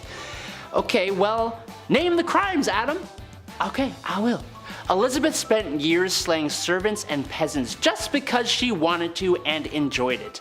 She did it so much that her own husband, Count Nadasti, went so far as to build his wife a torment chamber for her to do this more comfortably. Great husband, horrible person. Elizabeth also had a nasty habit of actually feasting on her prey. She would often bite and eat chunks out of them while they were still alive, and in one case, she may have even forced someone to cook and eat some of their own body. Eventually, her conduct became so appalling that a trial was held. It only took forever to happen. She was convicted on 80 counts, but was only sentenced to solitary imprisonment within her castle. That's it. Like, how is that okay? I don't get it. She thankfully met her end 3 years later in 1614, but my lord was she a bad dudette. Not good. Number 10, Queen of the Nile. For me, it's fun to think about the day in the life of an ancient Roman or Egyptian. I can only hope it was as beautiful as textbooks, movies, and video games make it out to be. But something that I find interesting is that the Egyptians were using makeup all those years ago. Yes, that's right, Cleopatra, being the bougiest of all the queens to ever grace our presence, or at least so Elizabeth Taylor would make me think so, had her fair share of makeup use. However, something that may not be fit for a queen was the Egyptian eye glitter. Oh boy, here we go. To achieve this, colorful insect beetles were crushed up and added to an applicable powder, where you would then brush that on your eyes. Look, bugs don't gross me out, but I don't exactly know if I'd want that all up in my business. To be fair, we shouldn't be grossed out because, I hate to tell you, but there's some products we still use today that might have a cup or two of bugs in it, just saying. Number 9, Royal Bite. It would be difficult to specify a queen who had this done, as there are probably simply too many, and it's more of a, well, service I guess than a product, but hear me out. Something I'm just extremely fascinated in and frightened by at the same time, taking place in Africa, Asia, and the South Pacific Islands. Your dentist's worst nightmare. Teeth sharpening. Ooh. Considered to be a thing of beauty. Many women, and even recently, have undergone this process of jungle dentistry. I for one cannot judge someone else's culture. However, I can judge the experience of acquiring such a look. And I know that just can't be fun. You ever get a cavity removed at the dentist and buddies just drilling into your tooth like John D. Rockefeller looking for some oil? Okay, well imagine someone filing your teeth down like a high school woodshop project. Yeah, no thanks. I get shivers just thinking about it, and all that blood and the powdered teeth just piling up in your mouth, and there's no suction thingy? Nah, that's just the worst, man. Nah, that ain't it. I talked to the chief, he's a dentist. That ain't it. Number 8, shampoo. What's better than having a hot shower after a long day and just rinsing off the woes of the day? Honestly, it's one of my favorite things. For me, a nice hair wash feels good with my favorite shampoo, and because I'm a guy, my body wash, shampoo, and conditioner are all the same product. It's what we do. However, queens of the Inca civilization had more lucrative beauty products, to say the least. I say product because this was a process. What am I talking about? Fermented urine. What else, of course? Yes, that's right, the Incas' favorite way to combat those dry scalps was the forbidden lemonade. That's just gross, don't drink that. They would have clay pots filled with the golden broth, and then it was cast aside to really let those flavors come together. Or at least I think that's what's happening. That's something a chef would say. Anyway, once it reached the desired level of fermentation, it was then used to clean hair. Oh man, what a way to make a queen stay fresh. Just message to the Incas, just stick to soap, man. Don't do that. Imagine just like having it it feels so good. Oh, it smells great. I love this. This is fantastic. This is so great. I love this. Number 7, foundation. Sometimes all a girl or a queen needs is a little foundation. After all, who doesn't want to have a gorgeous glowing complexion? Especially if you're a queen. The royalty of ye olde Europe felt the same way, except their products were a little different than to what a queen would have today. Some products are hard to pitch and market, but this would be even hard to market in a Super Bowl commercial. The queens of ye olde Europe fell into a trend of having pale skin. So, to achieve this mixture, it was a mixture of lead and vinegar to coat the face that gave the desired pale look. That just sounds awful. Talk about scandalous. Our queen's makeup makes her smell like she's been working away in a lead mine all day. Naturally, this couldn't have been pleasant, but a girl's gotta do what a girl's gotta do. Beauty is pain, and sometimes it's really stinky. Number 6, cowboy action. Okay, not exactly a queen, but pretty close. Hear me out, guys. Sarah Winchester was the widow and the heiress of the Winchester rifle fortune. This included $20 million and 50% of shares of the company. Man, I wish that was me. And in case you didn't know, the Winchester Rifle Company was responsible for making guns good when a lot just weren't. And that model of rifle unfortunately took a lot of lives, so it's said that the Winchester mansion was haunted by the ghosts of the poor souls who found themselves at the business end of a repeater. Sarah allegedly was missing a few cards from the deck, all 6s and 9s, just a little crazy. So in her craziness, it's fair to say she spent some time with a Winchester rifle or two, which is quite a scandalous product for a queen who thinks she's seeing ghosts. Plus, women back then, besides Annie Oakley, weren't supposed to handle things like that because it was the 1800s and men were just really mean and stinky, and come on guys, give her a break. A woman can't shoot a gun. What are you talking about? Number 5, toxic eyes. It's no mystery that beauty products today can be filled with all kinds of lovely chemicals that make you look great. And there's tons of products from the past that could be labeled as scandalous. Well, how about putting literal poison in your eyes? Yes, that's right. Back to the women of ye olde Europe. The very same queens with the pale skin wanted eyes that sparkled. How to achieve this? Well, you just put drops of belladonna in your eyes, which, if you didn't know, is poison. Like just straight up poison. It's bad. It would dilute the eyes, and that was considered beautiful. If you think that sounds like it's bad for your health, that's because it is. Long-term exposure to the belladonna drops would lead to blindness. Yeah, it's kind of a trade-off there. Good looking eyes, go blind later. Yeah, no thanks. Number 4, the neck stretcher. No, that is not a WWE wrestler or finishing move, although it really sounds like one. It could be. No, this is something I've always been fascinated with, really. It's just kind of out of this world. I'm talking about neck rings from some African and Asian cultures. Basically, over there in some cultures, the more a woman looks like the Kaminoans from Attack of the Clones, the better. And that means it's time to stretch the neck by slowly placing rings around a young woman's neck until it grows. And then you keep slapping those bad boys on until you've got so many rings on your neck, it'll make you say Cypher Dias. Had to fit a little Star Wars in there somewhere. Truth be told, the neck doesn't actually stretch. It's more the shoulders are dropping from all that weight, which can weigh up to like 15 pounds or something. It's crazy. And if common folk take part in this lengthy procedure, the most beautiful of queens certainly did too. Number 3, this makes no sense. Look, with all the crazy, super awful, weird things that humans have done, at least most of the time in my opinion, there's a method to the madness. Poisonous eye drops do make your eyes pretty, sure. The urine shampoo does get rid of my dandruff, okay. But with this one, I mean, there's just no way. It just doesn't make sense. And I would have no idea how to present this to royalty, especially the Queen of the Nile. Toothpaste made from mice, yes. Just how though? It doesn't make any sense. Like, how is a mouse supposed to make your breath feel fresh over some herbs and nicer smelling things? Basically, you cut the mouse in half, like that's a normal thing to do, and then you put that in your mouth. Also, have you ever tried catching a mouse? That's not easy. Is there a mouse farm? So many questions. To me, it's just a really bad look to have the queen swishing around half a mouse in her mouth like some of Listerine's finest mouthwash. Ugh. Number 2, blondes have more fun. I don't know if that's true or not, but it's a popular hair color, and believe it or not, I used to have natural blonde hair, like super blonde. And then Harambe left this plane of existence and my hair got darker. because life got darker. Now all I want to do is listen to MCR in my room and write in my journal about how nobody understands me while MTV plays on the TV my parents bought me in the background. Some people want to go blonde. This was true of royal women in ye olde times. So time to reach for some good old-fashioned hair dye right off the shelf, right? Let's read the ingredients together. Water, oh, that's good, okay. I got a water. Lead, well, I got tons of that on my face already, so that's fine. And what is this, sulfur? What? Yeah, that's right, that's sulfur. Imagine slathering that stinky goodness all in your locks. This was something that the highly esteemed Tudor women actually did, or at least tried. I feel like you need a whole truck of this stuff to work. But then again, the smell. That's not how a queen should smell, is it? It's not right now, you shouldn't. It's not. Number 1, the Canary Girls. When Great Britain was at war, the Queen was a symbol of their freedom and democracy. True British strength to keep on carrying on.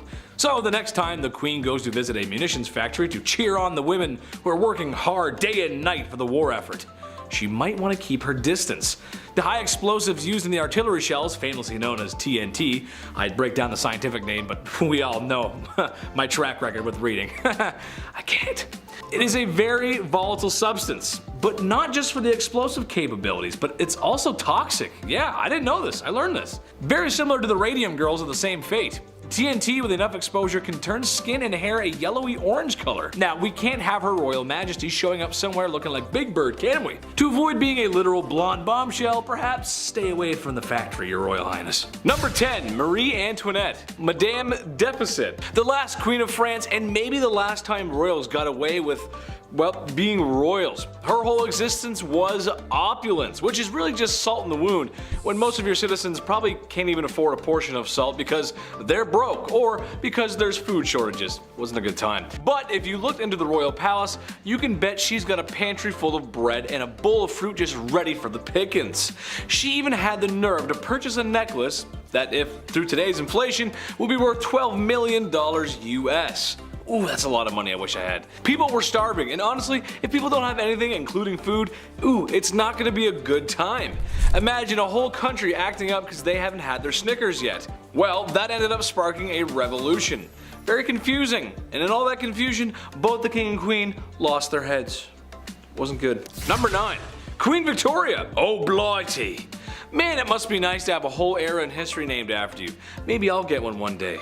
The cheddar time. I don't know. Cheese, I don't know, big ched? We'll see what happens. Queen Victoria had some strange quirks about her. One that I can almost get behind, but not quite, is her niche for eating fast. Maybe too fast. I'm a guy who likes to make things simple, easy meals. The faster I can slip into a couch with an ice cold beer and a movie, I'm a happy guy. And or enjoy said food with the movie. Queen Victoria liked her meals to last no longer than 30 minutes. That means while you're on the appetizer, she's on the main course. And while you're on the main course, she's ordering coffee. Look, I respect the hustle. I get that. But maybe this is too much. That being said, are you going to be the one who brings it up to Her Royal Majesty? Listen, if you want to see tomorrow's 5-minute brunch, you better keep it to yourself. Number 8, Cleopatra. Don't we all miss Elizabeth Taylor? I know I do. Sometimes, I wish I was her. She's just beautiful. Can you blame me? I honestly wish I was the real Cleopatra too though. All that power, and to not have one, but 2 Romans wrapped around her finger. Ooh, she was the last pharaoh of Egypt, but maybe had the most drama. Sure, Elizabeth Taylor was the most beautiful and chic woman in all of Hollywood, and she may or may not have had a few men wrapped around her finger too, but she never had to deal with the world's largest empire and her own throne, all whilst managing to stay the most beautiful and chic. I can barely manage to toast in the morning. Never mind all those affairs and, well, the marriage affairs too. There's a lot of affairs happening. Number 7, Queen Isabella of Spain. Queen Isabella is known for a few things. A lot of stuff YouTube probably doesn't want me to talk about. Insert religious persecution here. However, I think she should be remembered for something else. Something rather strange. When I was a kid, I would run around outside for hours, oftentimes ending up in the mud. My mother would always say, "It's time to hose you down, son." And she wasn't wrong, because I probably needed a good hose down. Now, regardless of how much dirt was behind my ears, I didn't want to wash. I was this big stupid kid. Can you blame me? I was proud of the scruff, but that's because I was going to have another wash most likely within the next 12 hours. always got hosed down at some point. Queen Isabella, however, boasted to others that she only bathed twice in her life. Sweet Lord Mary Mother of God woman, that is not something to boast about. Due to some water access issues, the Catholic Church was like, baths? Who needs them? You know what? Baths are sinful anyway. Being so close to God, so she doesn't bathe. Cleanliness is next to godliness, except in that time period where not bathing means you're actually closer to the big JC upstairs, so that's how it goes. Number 6, Queen Elizabeth II. No crusts! Queen Elizabeth II, the longest reigning monarch. God bless the Queen, and God save the Queen. Shout out to the UK, Chetty loves you, how you doing? Come and see me sometime, I love you guys. Now sure, she's not the most awful spoiled queen in history, but she is a queen, and that does mean she can have things her way. Like for example, all of her sandwiches have to have the crusts cut off. Yes, just like children. Yes, just the way I like them too. No, I'm not a big baby. I'm a big strong man who totally doesn't rely on the women in his life. No, what are you saying? Dude, stop. Mom, I love you. Anyway, well, yes, it's true the queen's sandwiches have to have her crust cut off. Is it the worst thing ever? No, I don't think so, but what if her sandwich showed up with crust? We don't really burn people at the stake anymore, so what would she do? Would she fire them, I guess? It's kind of a little thing to get fired over. I don't know. Anyway, speaking of getting fired. Number 5, Empress Irene. Mother dearest. Most people have fond memories of their mothers. Maybe you should call her. I'm just saying. Mother's Day happened. You should call her. Empress Irene was a woman who wanted power. Honestly, who doesn't? We've all got a little bit of Sith in us. Yes. Her son, who had naturally inherited some of her power, was growing stronger by the day. Now, maybe it was ego. Maybe it was envy. Maybe her son just took down her live, laugh, love signs. I'm not sure. But Irene was not having any of it. So, when her son least expected it, she had 2 guards apprehend him and had his eyes gouged out. Now, being that this was before 2022, this was a critical medical injury, and after 9 days of grueling pain, and when I'm sure it was a lot of blind confusion, the injury proved to be fatal. So, what's the lesson here? Blood is not as thick as water? I don't really know, it's just messed up. Number 4, Queen of Castile. Life can be tough sometimes, especially when we lose the ones we love the most. Everybody deals with things differently. The Queen of Castile is a person who deals with that, well, very differently.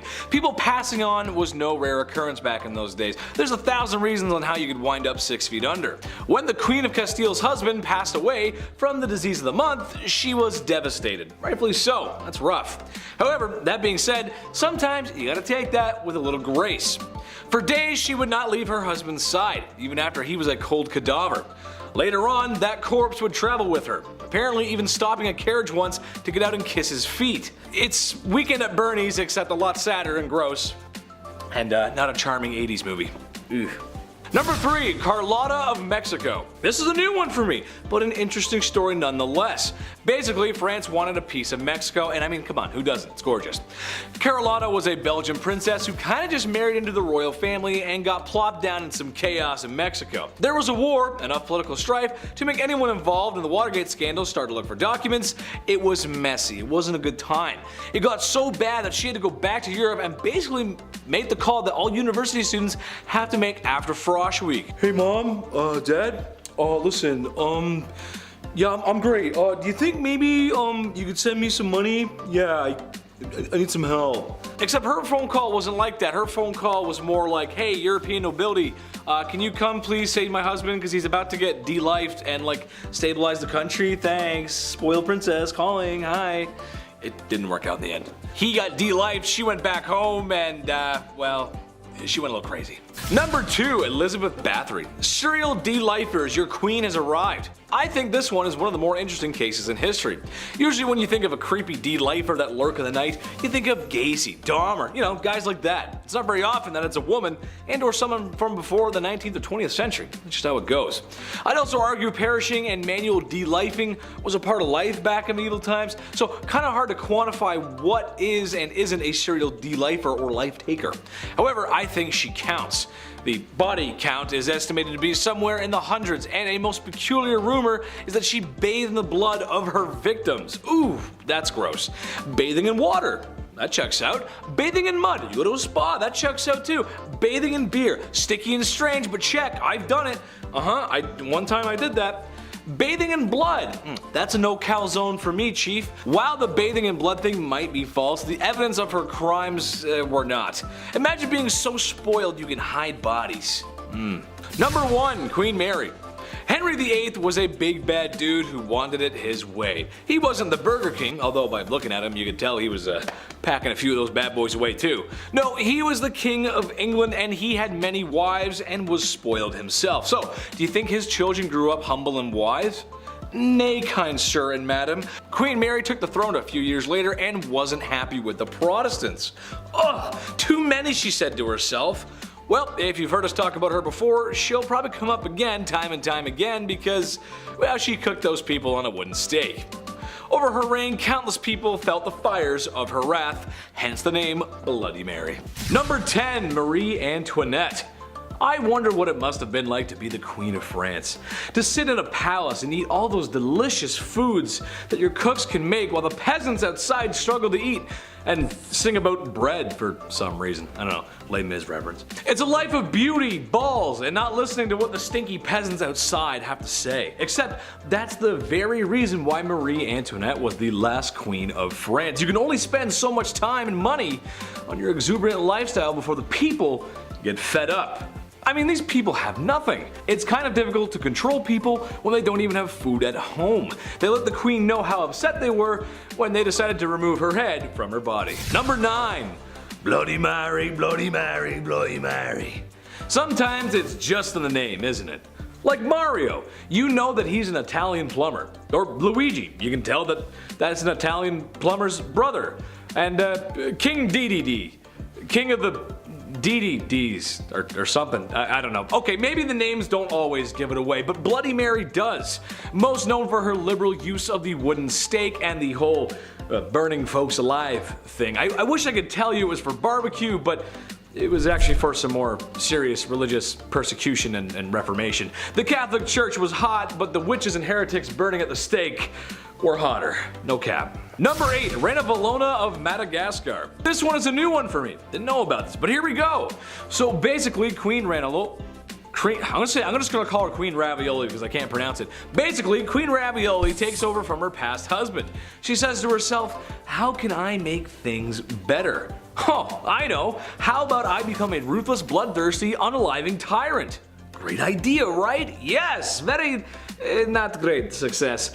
Yes, unfortunately she did many heinous things. Something I found out to be particularly interesting, however, was her destroying the many good things her husband had set up before her.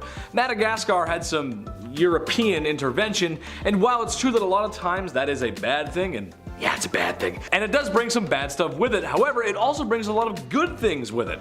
In Madagascar's case, it was markets, modern schools, trade, and diplomacy with Europe, and that's good. Money's good, you like that. Well, the queen wasn't having any of that, so she reformed. And by that I mean she repressed and unalived people. Number 7, Empress Irene.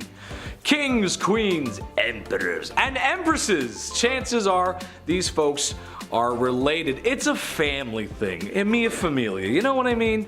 It's how it goes when you're the king, and you need a son to continue the lineage. Even though I would like to argue that if you're gone, you're gone. So who really cares who's taken over? Just my opinion. Speaking of eye gouging, oh wait, I didn't mention that before. I made a segue, but okay, that's alright, bad segue. Well, the topic of discussion here is Empress Irene. Basically, her son was taking too much power for himself. She was losing hers, and yada yada, and his eyes were gouged out from 2 guards ordered by his dear, sweet mother. Can you blame her though? I mean, come on, he was threatening her rule. She worked so hard to get there. The chief was just silent on this one. Chief had no words for that one, guys. No words. Number 6, Fu Hao. Another woman in history married to a man in the stinky patriarchy. Worst! Except Fu Hao didn't want to be wife 57 of 64. She wanted more than that. And to be honest, I think that's fair. You go, girl. Who wants to be wife 57 of 64? Maybe some people in Utah, I don't know. What's maybe slightly more unholy than having that many wives is going on an epic military campaign and raging war in the Shang dynasty. A warrior queen, if you will. We know some of this history based on her tomb, as she was buried with ceremonial weapons, knives, blades, swords, some dogs, some human sacrifices, gold, money, jade, and lots of other valuable goodies. Just makes you want to loot all the stuff in there, doesn't it? I mean, jade's pretty cool. This was a common practice amongst male warriors back then, but you know what? Good for her and all that unaliving. Way to go, sister. I like it. Very nice. Okay. Number 5, Tamiris. Honestly, every time I face her in Civilization 6, it just ends badly. I'll spend a few turns building my economy or maybe organizing some troops, and I look back over at her cities and she's already amassed a massive army and is ahead in science. Yeah, I'm not the best Civ 6 player, but sheesh lady, come on, give me a break. This probably has something to do with her real life counterpart. Tamiris was a woman who lost her son to Cyrus the Great. So she said to herself, I don't know what's so great about this Cyrus guy. There's a Trailer Park Boys reference in there somewhere. Just imagine Ricky telling Cyrus off. I don't know, you gotta find it. Basically, after losing her son, she gathered the troops and commenced battle. The almighty Cyrus met his end, which, given how the way women were treated back then, probably didn't go over too well with PR. Yeah, she got her revenge though. Number 4, the Trung sisters. The Trung sisters are double trouble. You're getting 2 queens at once here. China was being down bad and trying to conquer some things that maybe they shouldn't have. Naughty, no. The Trung sisters came to answer the call. These girls are actually revered as heroes still today in Vietnam. But what they were able to do for so long was very impressive. China had a very impressive army, no surprise there, and Vietnam was a much smaller country, or kingdom I guess you'd say, and their army was not as impressive. But the sisters managed to hold them off for 3 years. 3 years with their forces. That is crazy good. That is very impressive, and perhaps a lot of bloodshed too.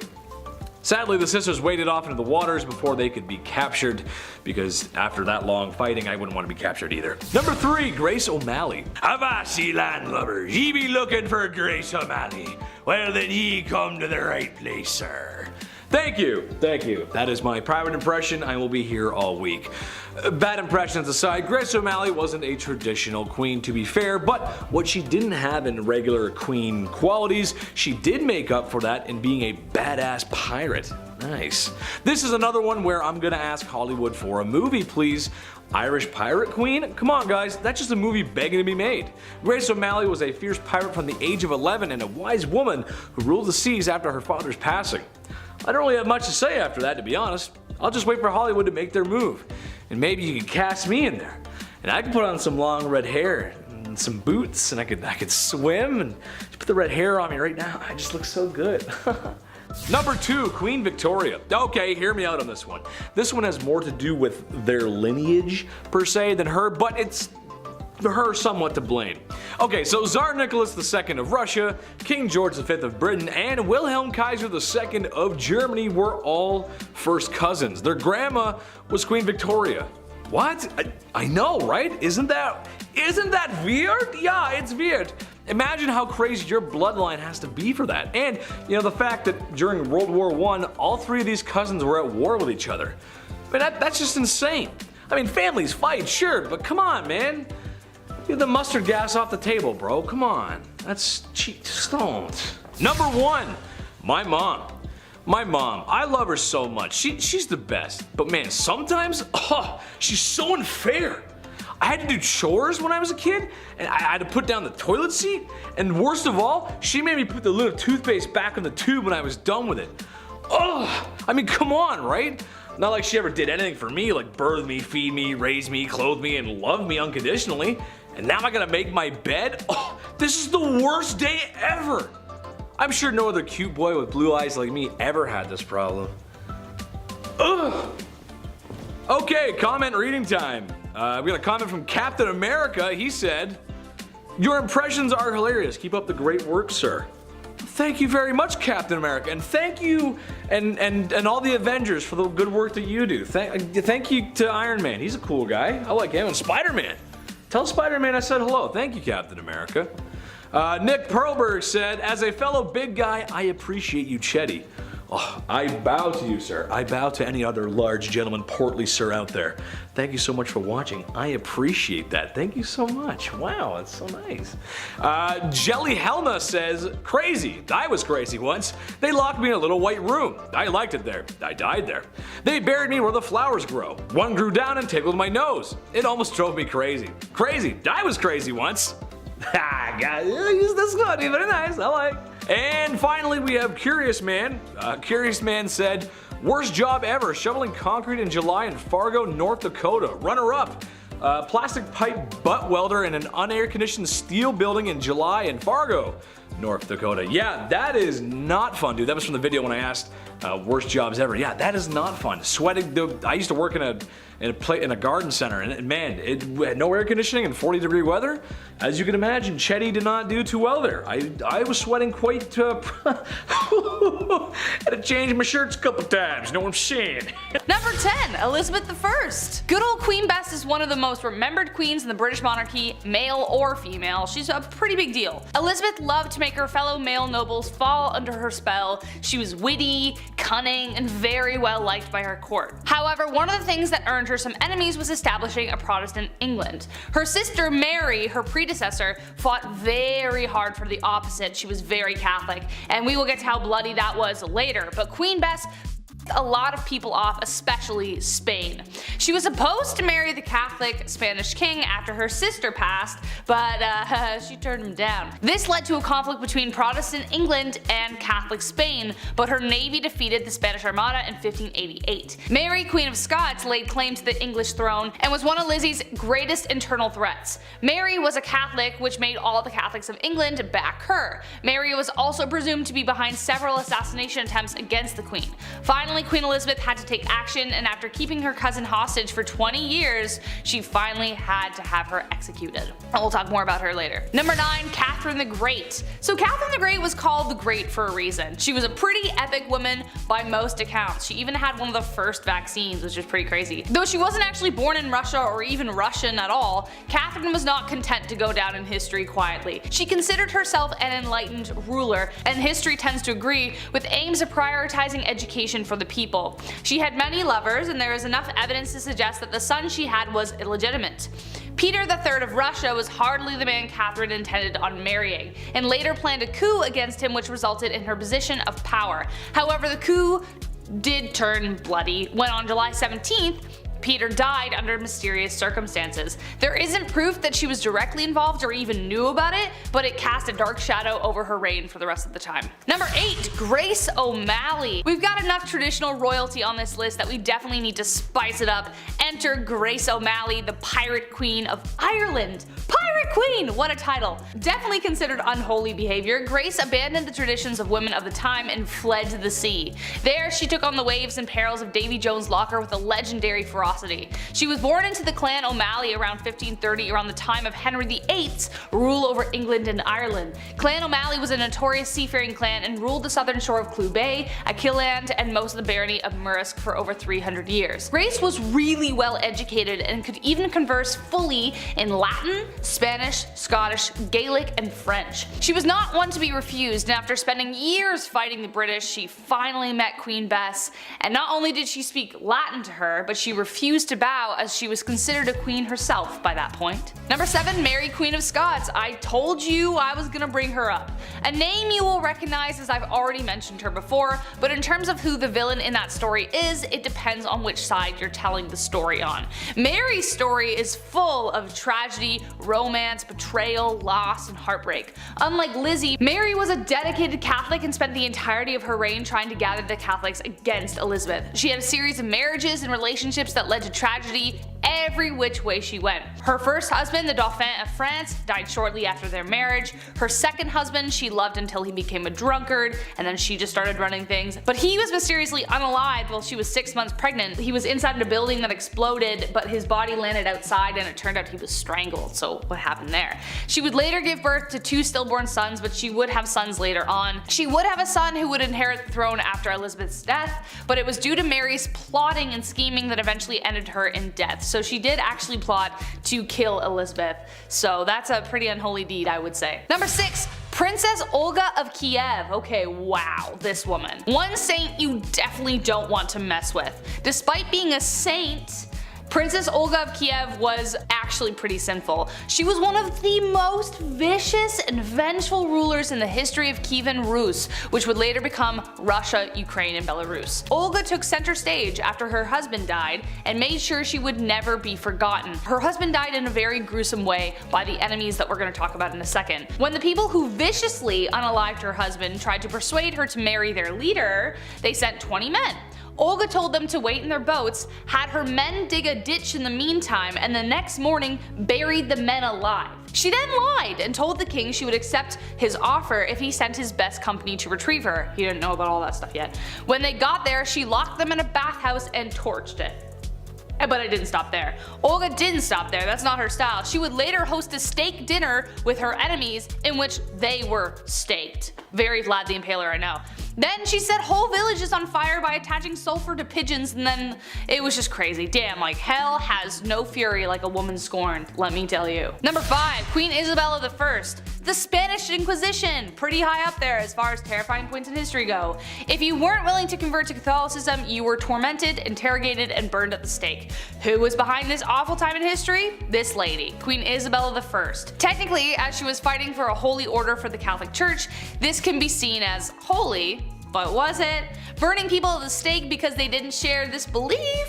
Not cool, Isabel. She created a secular government through her reign which allowed for the monarchy to have more power. Being a pious Catholic, she made Catholicism the official religion and created a tribunal to make this happen. Secret service or a secret police that spread fear wherever they went. Her direct influence caused the Jewish population to falter for a really long time after. Number 4, Fridegund of Soissons. Okay, I maybe said that wrong, so I apologize. Kind of impressed with her rise to power. She went from slave attendant to queen. How do you bridge that gap? No idea. Boy was she ferocious. Assassination and manipulation were her main political tools. Fridegund was among a small number of enslaved women in the Merovingian household that became a queen. Merovingian was the OG Central Europe before everything got split up. She survived political dangers and retained her husband's loyalty and could persuade monks and priests to jump onto her plots with ease. She encouraged her husband, the king, to set aside his first wife and then even take the life of his second. But his second wife, Galswinda, had a sister named Brunhild who became the mortal enemy of Fridegund. She had good reason to be. Fridegund continued to do everything she could to secure her position, one assassination after the next. She was a pretty stormy lady. Number 3, Bathory. Okay, alright. Technically not a queen, I get it, but she might as well have been with the power that she had. So fight me. She's remembered as the most evil woman in the world in history, I think. I don't know. That's my opinion. Bathory was the stuff of nightmares. Elizabeth Bathory was born on August 7, 1560 into a prominent Hungarian noble family, making her practically untouchable. She married a very famous war hero who is suspected of gifting Bloody Lizzie with the skills she used to kill.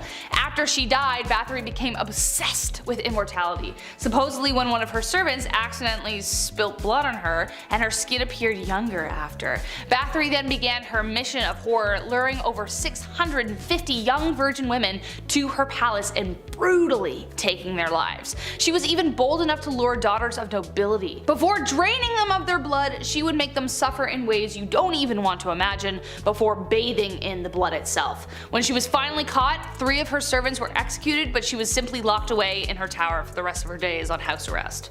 Ugh. Number 2, Catherine de Medici, also known as the Serpent Queen. History colors her story as the tale of the evil queen. On one hand, she is remembered for being one of the most powerful French queens in history, and then on the other, she was blamed for the many atrocities that took place during her reign.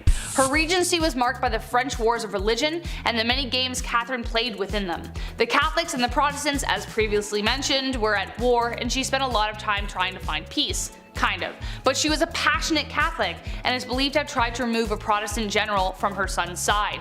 When he survived the attack, she lied and convinced her son that the Protestants were responsible, so she scapegoated them. So he authorized taking the lives of their leaders. Enter St. Bartholomew's Massacre. Catherine implicated the general, which resulted in him being the first to be beaten and then tossed out of his own bedroom window. An estimated 3,000 French Protestants were taken out in Paris, but the total countrywide was around 70,000. And And last but not least, Bloody Mary, actually known as Queen Mary I of England, so no, I'm not talking about the girl you say in the mirror 3 times so that she appears and you're like, wow, I'm haunted forever. Queen Mary became known as Bloody Mary due to her vicious tirade against Protestants in England during her reign. She even imprisoned her own sister, Elizabeth, who we mentioned at the beginning of this list, due to suspicions of treason. This was unfounded. She bore her father Henry VIII ill will after the stuff he pulled with the church and after having delegitimized her as his heir for a time. After Mary took the throne and married the Catholic King of Spain, she began carrying out her plan for England to become Catholic once again. In 1555, she revived England's heresy laws and began burning offenders at the stake, starting with her father's longtime advisor, Thomas Cranmer, the Archbishop of Canterbury. She burned over 300 convicted heretics, most of them being common citizens, and dozens more died in prison, hence giving her the name of Bloody Mary. Kicking off the list at number 10, Heart of Glass. Alexandria of Bavaria, the royal who believed she had swallowed a grand piano made of glass.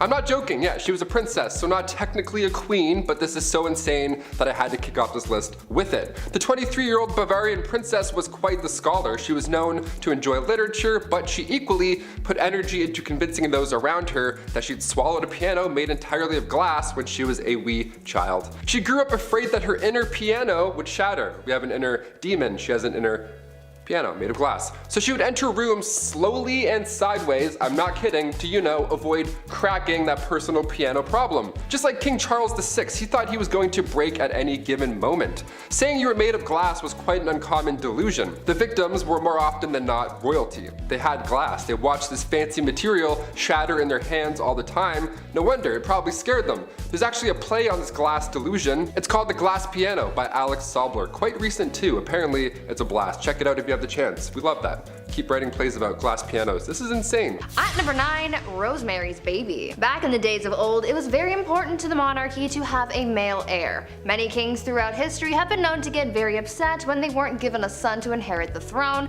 and they put a lot of pressure on their wives to give them a boy. Why? I don't know. Boys kinda stuck. Anyway, this probably drove a lot of people crazy, but there is at least one confirmed case of crazy baby fever from Maria Eleonora. She kept trying to have a baby, but when she finally got pregnant, everyone was hoping for a boy. Unfortunately, the odds weren't in her favor and she gave birth to a little girl instead.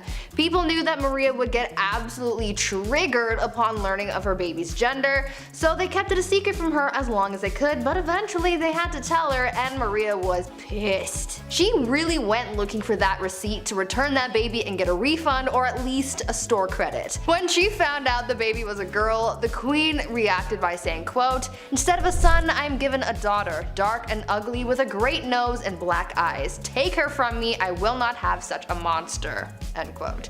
Like damn, tell her how you really feel. After that, mysterious things started happening to this baby, like a wooden beam mysteriously falling into the baby's crib and somehow accidentally falling down the stairs. Even the nurse once dropped the poor kid onto the stone floor. Like, I get it, you're disappointed, but that's still your kid, and a lot of people aren't given that privilege, so be grateful for your spawn. Number 8, dirty talk. Going back to the 15th century to Queen Isabella of Spain, now it's not uncommon for queens to brag, be it about their wealth, status, their mans, you name it. But to brag that you've only bathed twice in your life, that's a bit odd. What's the deal with this? Okay, well back in 537 AD, Rome had 11 aqueducts that ran over about 1,000 public fountains, okay? Over 900 bathhouses included. It was quite important, but when invading Goths cut them off, the Catholic Church literally had no idea how to fix the problem. So instead they just told everybody that bathing was a sin only practiced by pagans. So at one point in history, you could have ran a bath, thrown in a bath bomb, relaxed for an hour, got out, and then immediately you're a sinner. Worst of the worst too, how dare you, having a bath on Monday afternoon, you monster, you pagan monster. The Old Spice guy would have rocked their world. At number 7, Mother Knows Best. I think after hearing about these queens who've done some dark things to get their way, you would think that it's safe to say you don't mess with a woman and her plight for power. Unless you want to end up 6 feet under, that is. One Roman Empress, Julia Agrippina of Rome, was pretty spoiled already. She lived a lavish life, her husband was the emperor, and she had a family. But that just wasn't enough for her, and she wanted it all. all. Julia was quite ambitious and she spent most of her early life trying to dethrone her predecessors. She believed that she and her son had a claim to the Roman throne by birthright, and so she bamboozled her way into royalty by tricking her uncle Claudius into changing Roman law so that they could get married. Ew. Suddenly though, after they got married and she became empress, Claudius died, and most people think that Julia had something to do with it. That's likely the case. She and her son Nero went on to rule Rome from 49 to 54 CE.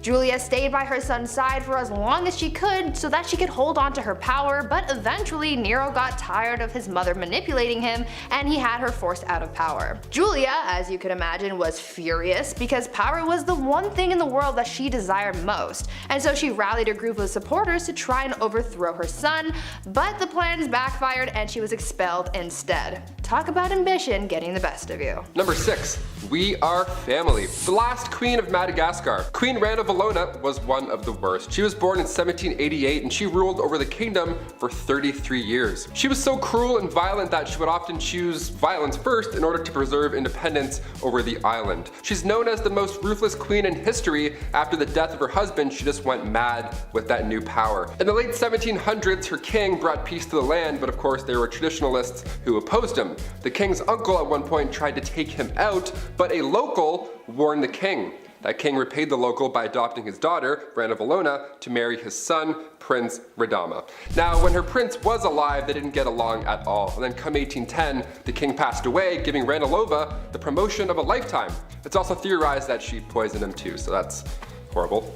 Ranilova kept away the advances of the French and the British and left bodies of those who tried to attack out for display on the beach. Lovely, like bobbleheads. In 1845, Queen Rana Valona ordered 50,000 subjects to build roads across the jungle for 4 months straight for this massive buffalo hunt. Well, 10,000 of those poor souls died of starvation and exhaustion, and also not one buffalo was hunted, nor seen.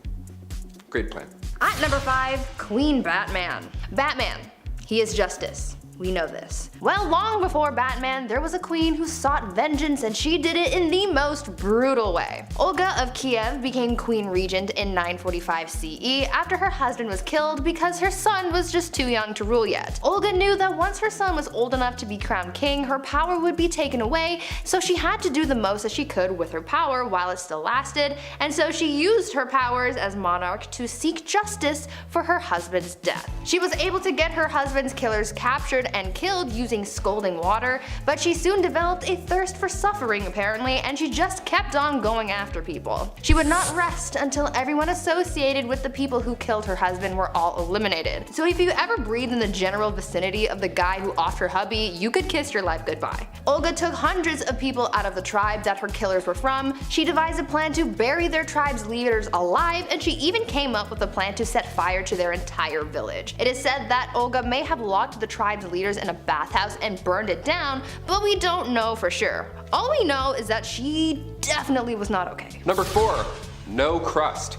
This next one, honestly, I stand by. I see no wrong here. Queen Elizabeth II, still rocking to this day. She's been known for a few funny, quirky queen things. Like one of my favorites, for example, she has somebody on payroll who breaks in new shoes for the queen. Every time I buy Vans, my ankle always does that little foot rub. If only I were queen, damn it. But we're talking about unusual things here, and one of the weirdest things I've ever heard is that the queen has refused crust on her sandwiches. This has been a no-go for about 150 years. It's not recent at all. You might be thinking, oh, maybe she's old, she can't chew her jawbones. Nope.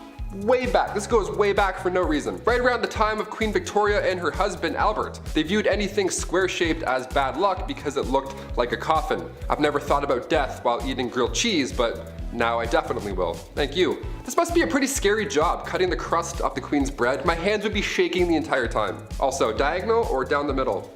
Let us know. There's only one right answer. At number 3, Evil Empress. This next empress is pretty similar to Olga of Kiev, whom I talked about earlier. Empress Wu Zetian also had a thirst for blood and suffering, but not towards people who have necessarily wronged her. You see, when she came into power, she was determined to keep that power by any means necessary, so she had all of her rivals killed. So anyone who could possibly overthrow her or come for her seat on the throne was eliminated. The empress ordered the execution of the previous empress, as well as members of her own family, including her own newborn daughter. She didn't want to risk anyone taking away her power, including her own offspring apparently. She didn't hold back on the methods of eliminating her rivals either. Yeah, sure, she could have just done a 1-2 stabby stabby and called it a day, but that's no fun. Instead, she had people poisoned, strangled, mutilated, or even burned or boiled alive. Good soup. Eventually, she retired from her part-time job of sending people back to their maker and started spending more time with her lovers and getting addicted to aphrodisiacs. People weren't quick to forget about all that bloodshed though, and so to get back at her, they had all of her lovers killed and the Empress was exiled. She got a little too greedy and karma came back with a vengeance. Number 2. Ice Palace. If you're a fan of the film Frozen, this next one is gonna get you jazzed right up. Anna Ivanova, the Empress of Russia from 1730 to 1740. Okay, so in celebration over their victory with the Ottoman Empire, Anna gave the order to build an ice house, this massive ice palace. Best place to cool down if you ask me. I'll leave. This ice palace was pretty impressive. If I was there, I would 100% lick the walls. Obviously, someone definitely did, you know that for a fact. 20 meters by 50 meters, and even more impressive, there were ice trees and ice birds sculpted inside. How magical is that? Anna arranged this marriage with a prince and one of her maids. Now they didn't know each other, they were forced to ride an elephant, and all the guests were dressed up like clowns. Yep, that's all valid, that's all accurate. You heard me. You may be thinking, wait a minute Taylor, an ice palace in Russia, was that maybe cold? Yeah, it was an absolute nightmare. Anna made the guest party all night, freezing cold, they all got sick, dressed like clowns. I went to an ice hotel in Quebec once, spoiler alert, it's cold and boring. There, I just saved you $70. You're welcome. And finally at number 1, gladiator games and chill. If you didn't ever have to go to work and you could just lounge around all day, what would you do with your time? Really, anything could be possible. You could be like the Bruno Mars lazy song. Well, there's one empress from back in ancient Rome who occupied her time with the company of others. Apparently, Empress Valeria Messalina was famous for her exploits. Since she was empress and she had all this time and money and no one to tell her no, she took full advantage of that and bought a house, turned it into a brothel, and made that her side hustle. A lot like Littlefinger from Game of Thrones. Though she had a collection of women who worked there, she also was known to invite upper class ladies to participate in the nightly escapades as well. And don't think that Valeria did jump in as well. She was considered to be quite something in the sack. In the wise words of Ludacris and Little John, she was a lady in the streets but a freak in the bed. The Empress was known to be such a hardcore participant that she would win games where they would compete to sleep with the most men in one night. One time she won the round after being with 25 men.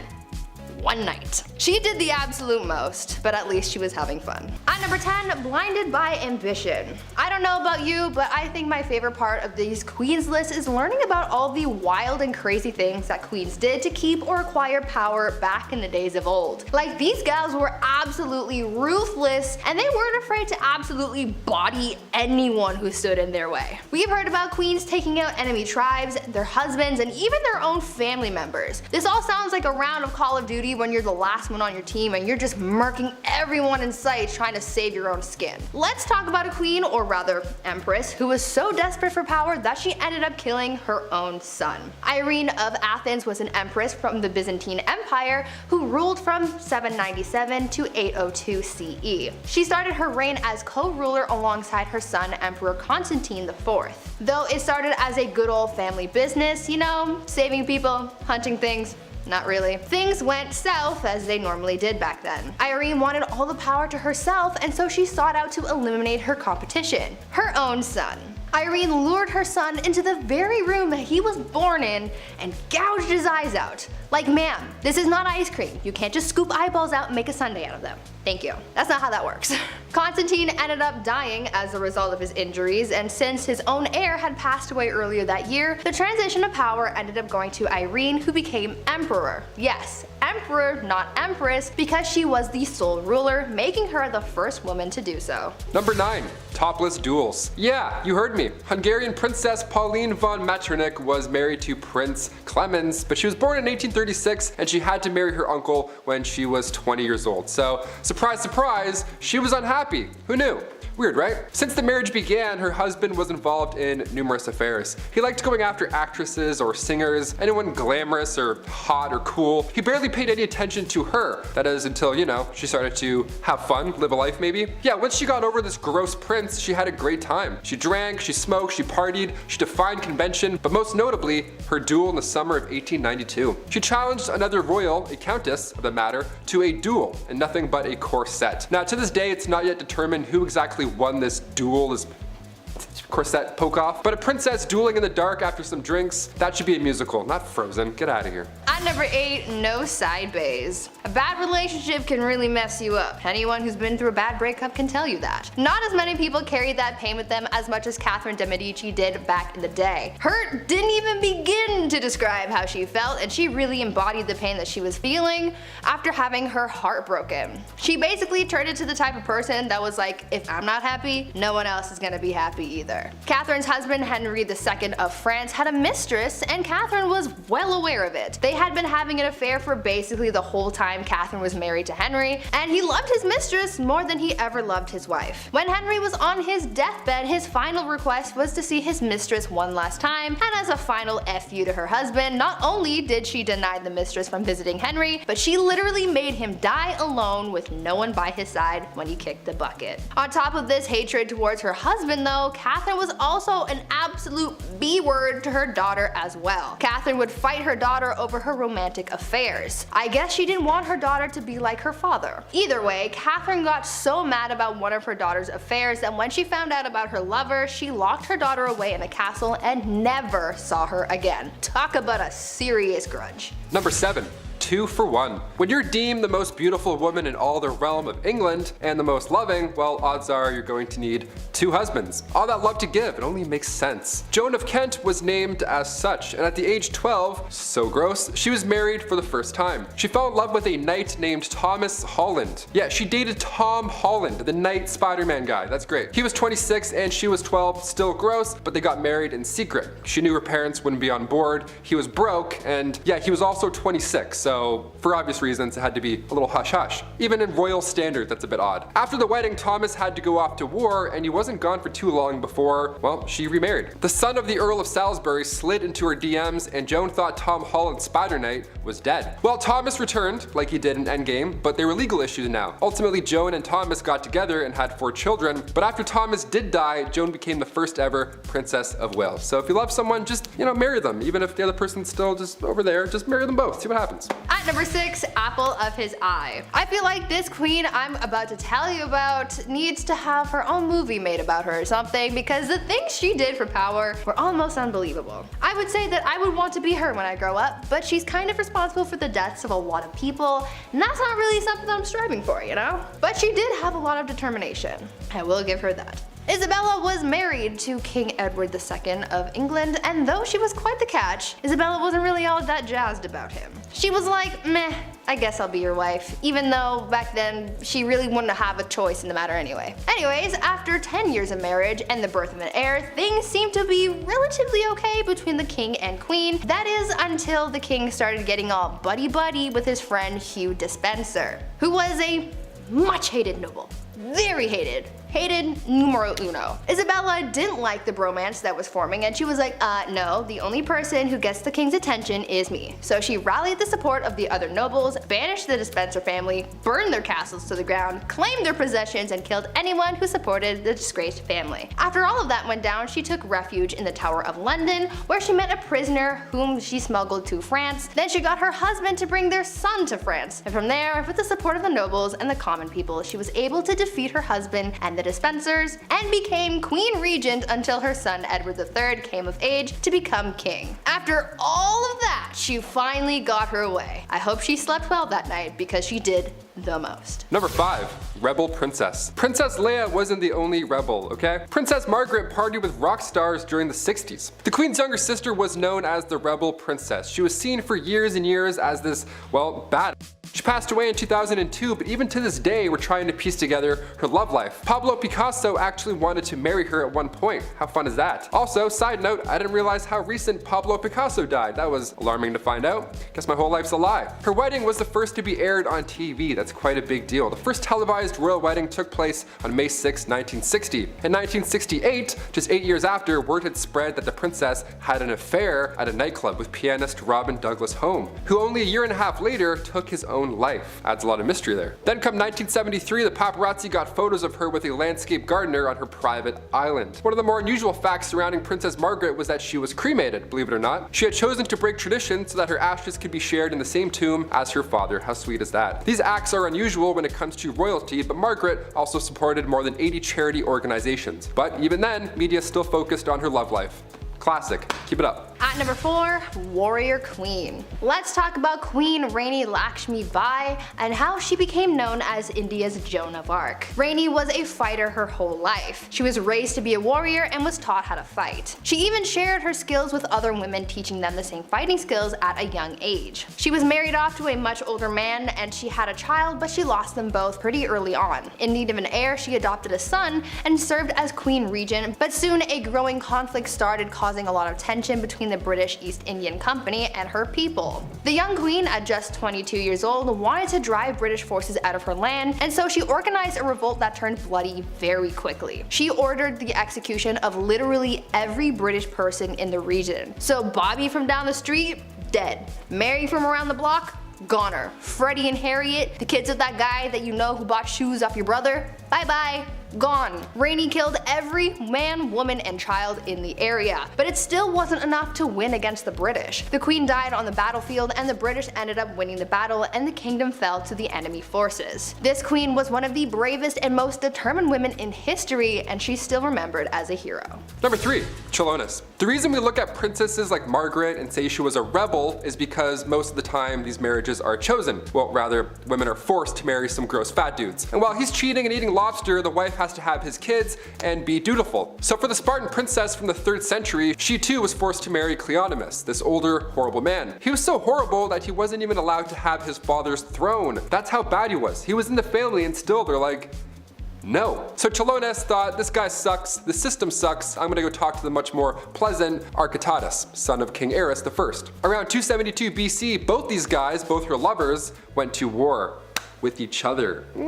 Drama. How about the tea on that? Chilonis was preparing to hang herself in case her husband won. That's horrible. Now luckily he lost, therefore the princess this time around did really live happily ever after with her other man. That's like an R-rated version of Shrek 2, what I just said. I can't believe people had to go through this in real life. That's horrible. At number 2, toxic cosmetics. The price of beauty is pretty steep. These days people spend hundreds and hundreds of dollars on makeup to make themselves feel beautiful, but back in the day makeup not only cost a pretty penny, but it also cost some serious health concerns. Cosmetics were made of a lot of questionable ingredients that you probably wouldn't find in today's products, but for people like Queen Elizabeth I, she didn't care what she was putting on her skin so long as she not only looked like a snack, but the whole damn meal. Yeah. Elizabeth had pitting in her skin from when she contracted smallpox at the age of 29, and back then, having blemished skin was a sign that God was a little cheesed with you, or that you were having some wild thoughts like thinking about the sexy time ooh. It was thought that these thoughts bubbled up from your no-no square up to your face and showed everyone that you were sinning. Anyways, to cover up the blemishes, Elizabeth wore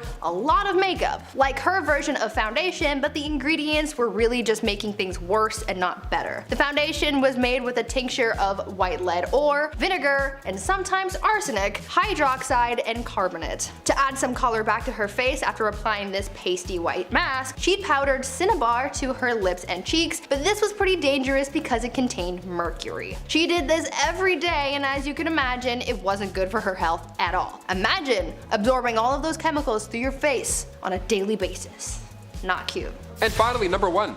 Are you not entertained? Back in the late 1800s, the name Clara Ward would stir up a conversation. She was famous, really famous, for all the wrong reasons, of course. All it took was her bumping into a European royal and Bob's your uncle. Since birth, Clara was born into money. She didn't even need a royal husband. She was born into a wealthy industrialist family. She would sometimes visit the family mills, you know, to make it look good and kind of be like, hey, how's everyone doing? Whatever, just casual visit. But on this one casual visit, she crossed paths with the Prince of Caraman-Chimay. He was there for trade, but when he left, he brought back a wife. Carry on. Also, meet my wife. Here she is. People were freaking out, obviously. A royal marrying a common American girl. Wow, how could you? She was the talk of the town. Unlike Meghan Markle, Clara loved to show off with her newfound wealth. Some loved her and her image, but others not so much. The marriage only lasted 6 years. Clara eloped with a Hungarian musician. Then after her divorce, she had to model to make a living rather than showing off for clout. At number 10, kleptomania. If you were a queen, then you would think that you had enough money to just buy whatever your little heart desired. Though that may be true, there was at least one famous queen who just straight up stole things just because she could. Queen Mary, Queen Elizabeth's grandmother, was quite the kleptomaniac, and no matter how hard people tried to avoid having their things stolen by her, it just never worked. When the queen would visit someone's house, she would walk around looking at whatever knickknacks you had lying around, and when she found something that she liked, she would stand there and just sigh super loudly to get someone's attention. Much like how my dog used to sigh dramatically when he wanted food. Anyways, usually when someone heard the sigh, they knew that this was a sign that the queen wanted whatever she was gazing upon. Sometimes the homeowner would just give whatever it was to the queen as a gift. But if it was something that they weren't willing to part with, then she would either try to buy it off them or just straight up take it when no one was looking.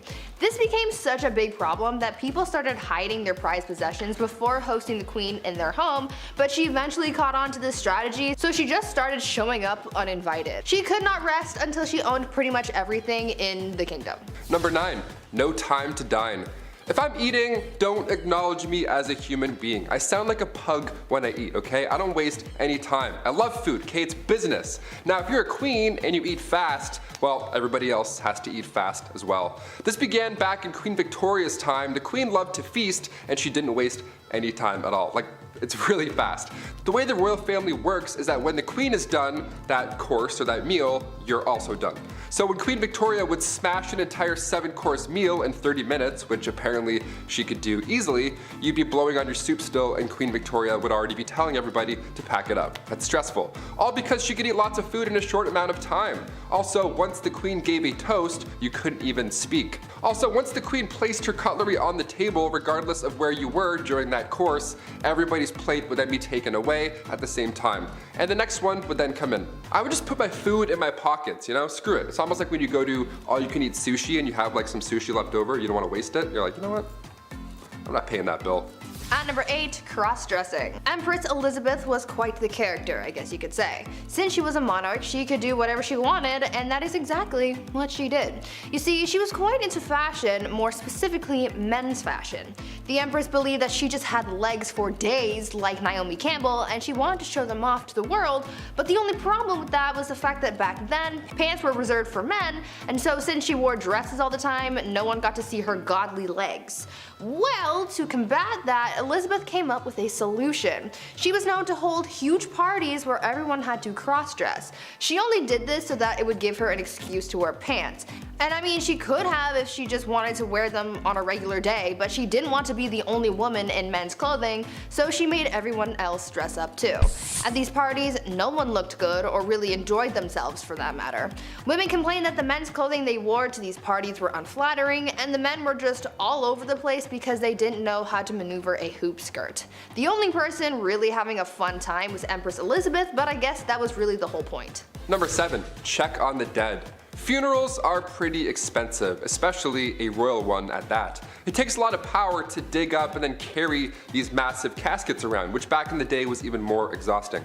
Joanna of Castile was born in 1479. Her marriage to the Duke of Austria was arranged, but she was very much in love, maybe a bit too much. Hear me out. When her husband met his fate in 1506 due to typhoid fever, Joanna would have his tomb unearthed and then opened over and over again, just so she could make sure that he was still there. Now, of course, I feel bad for the queen here. She was clearly not coping with his death well, but to have his tomb or casket or coffin, whatever you want to call it, to have it opened and closed over and over and then dug up and then put back in the ground, she would make people carry his body around everywhere she went. That's heavy. That is so much work, even keeping it under her bed sometimes. Ugh, I got goosebumps just saying that. That's pretty creepy. Ashes, I could understand. That's like a one-man job to carry that around. But a 1,000-pound royal coffin? They have to carry 30 city blocks? My back already hurts thinking of that. No thank you. I quit. At number 6, deadly affairs. Dating is hard. If you've ever been on dating apps like Tinder or Bumble, then you know that things aren't as easy as it may seem when it comes to finding someone that you remotely like. Maybe we should take a page out of Queen Nzinga's book when it comes to dating, because it seemed like she had fun with her escapades. Well, maybe don't actually do what she did because it's actually pretty gruesome, but you get what I'm saying. Queen Nzinga from what is now modern-day Angola was a busy woman. After taking over the throne from her brother, she juggled the monarchy, wars with the Portuguese, and having a love life. The queen pulled together a harem of only the most attractive men, but because she was such a busy person, she didn't really have the time to walk into a room and choose who she was going to sleep with that night, so she came up with an alternative solution. Nzinga would have two members of her harem fight each other to the death every night, and whoever won got to sleep with the queen. Solid plan, right?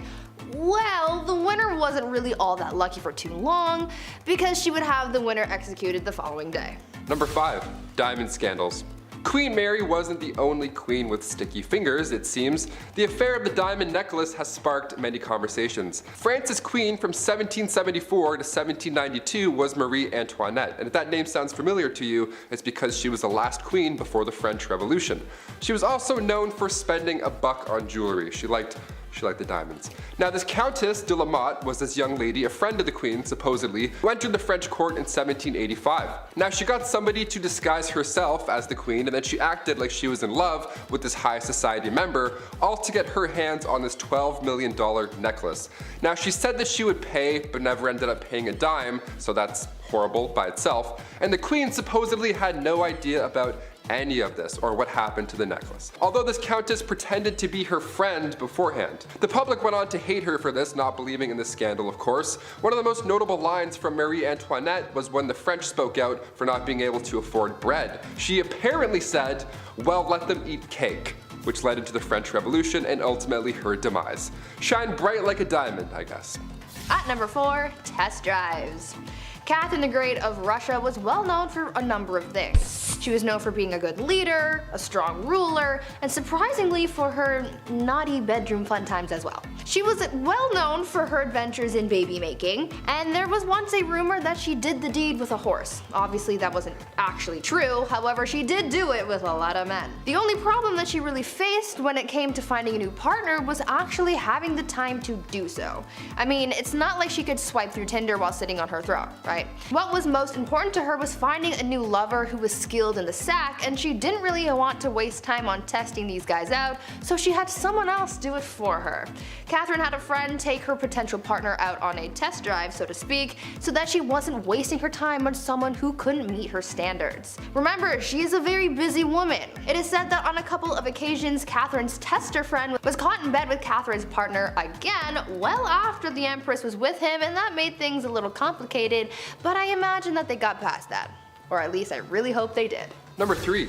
Change religion. Ruling alongside the pharaoh Akhenaton from 1353 to 1336, Queen Nefertiti, aka Lady of Grace, aka the Lost Queen of Egypt, was only 15 years old when she married 16-year-old Akhenaton. Now, alongside her new young husband, she built an entirely new capital city called Amarna and ruled over what's now considered the wealthiest period in ancient Egyptian history. But when it comes to spoiled queens, or rather queens who could do anything they believe with their power, we have to mention the queen that changed Egypt's religion. Both her and her co-ruler were in a cult, the cult of the sun god Aten. In the earliest accounts of the queen, she assisted her husband in a ritual that smited the female enemies of Egypt at the time, and there have been a few blocks that have since been recovered from the Theban tombs of the royal butler that depicts the queen wearing her unique blue crown, part of these sun god rituals. So now cut to the end of the king's ruling, the Aten was now Egypt's main god. Some queens change laws, others change religion. At number 2, fake village. Imagine being so privileged and so disconnected from the world that you pretend to be poor for fun. Well, that's pretty much what Marie Antoinette did. This French queen was known for her lavish and opulent lifestyle, and that's really the only life that she knew. Apparently, living the life of a rich queen started to get a little boring for her, and she wanted to find an escape, and so she got her people to build a fake village for her so that she could pretend to be a commoner. This fake village included 11 cottages, a lake, a watermill, a a working dairy, a windmill, a barn, and other quote-unquote peasant buildings. Maria apparently loved this little peasant village, and she would bring other people to enjoy it too. When she brought her guests to the village, she expected them to yes-and their way through the day and really immerse themselves into their role of a common person. She would even tell her ladies to ditch the ball gowns and wear something simple to blend in. Marie even took her kids to the fake village to teach them about farming. Even though she loved her pretend peasant lifestyle, it still didn't help her bond with the real common people, and it certainly didn't save her from the guillotine. And finally, coming in at our #1 spot, surprise entrance. The last true pharaoh of Egypt, Cleopatra VII, ruled from 69 to 30 BC.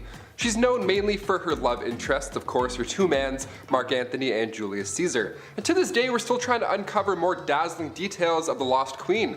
Now, she ruled alongside her young brother, and her life was much more than being just beautiful, which is what everyone seems to focus on more than anything.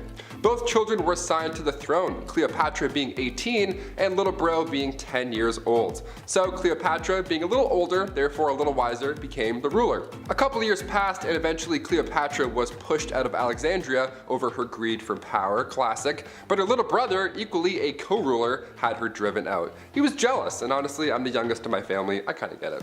But Cleopatra wasn't quite done yet. She had a few tricks up her sleeve. Believing she was the goddess Isis, reborn, this beautiful goddess, Cleopatra made these dazzling entrances whenever she could. Most notably in 48 BC, right when Caesar arrived in Alexandria during that family feud with Ptolemy VIII. She wanted to meet the Roman general, but she couldn't be seen because there was a little bit of family beef, so she had herself wrapped up in a linen sack and then personally delivered to Caesar's bedroom. Hashtag your order has arrived. Surprise. Now, she won the heart of Rome's future dictator here, obviously, and eventually she regained Egypt's throne. Her brother wasn't too fond of this alliance, and in the following battle, he drowned in the Nile River, resulting in Cleopatra's return to power. Kicking off the list at number 10, the Empress of Austria. The saying wrong place at the wrong time couldn't be used more in this case. Empress Elizabeth of Austria, she was sadly taken out by somebody who just wanted to attack a royal. He didn't have anything against Elizabeth per se. This man was an Italian anarchist named Luigi Lucchini, and that fateful day, September 10th, 1898, he took the Empress's life.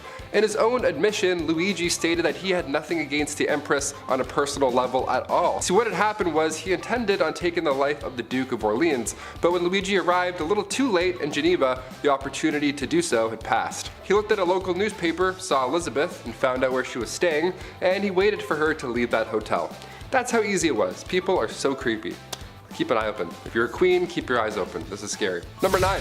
Royal curse. The remains of Polish queens and kings were discovered back in April 1931 in a crypt in Vilnius. Polish researchers didn't even know what they were in for. I mean, a storm had flooded a cathedral, and they threw down sandbags to preserve the area, but on the night of April 25th, they had followed the water into this lost chamber that held the remains of Polish kings and queens. These remains, with the crowns still attached, might I add, were from the 15th century. What a find, right? Well, sadly, the remains were all over this flooded tomb now. It wasn't really in one spot. It was horrible. And now after these discoveries, that's when things got really mysterious. Those involved in the findings began to die off in unusual circumstances, one after another. And it happened pretty quick, too.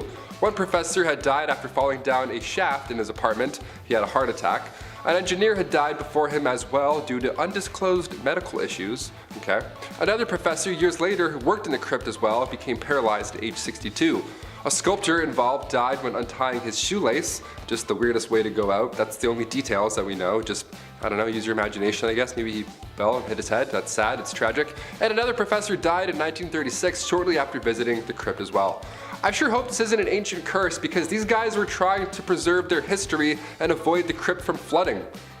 Like, I don't know, we need a Ouija board to clear this whole thing up. We were trying to help you with the sandbags. Number 8, Queen Caroline. In a list of unusual ways that people have died, odds are it's going to get a little gruesome, a little messy. After all, that's why you clicked this video, right? Right? Some ancient queens die natural causes, and then history remembers them for their reign. In this case, history remembers Queen Caroline for the way that she died.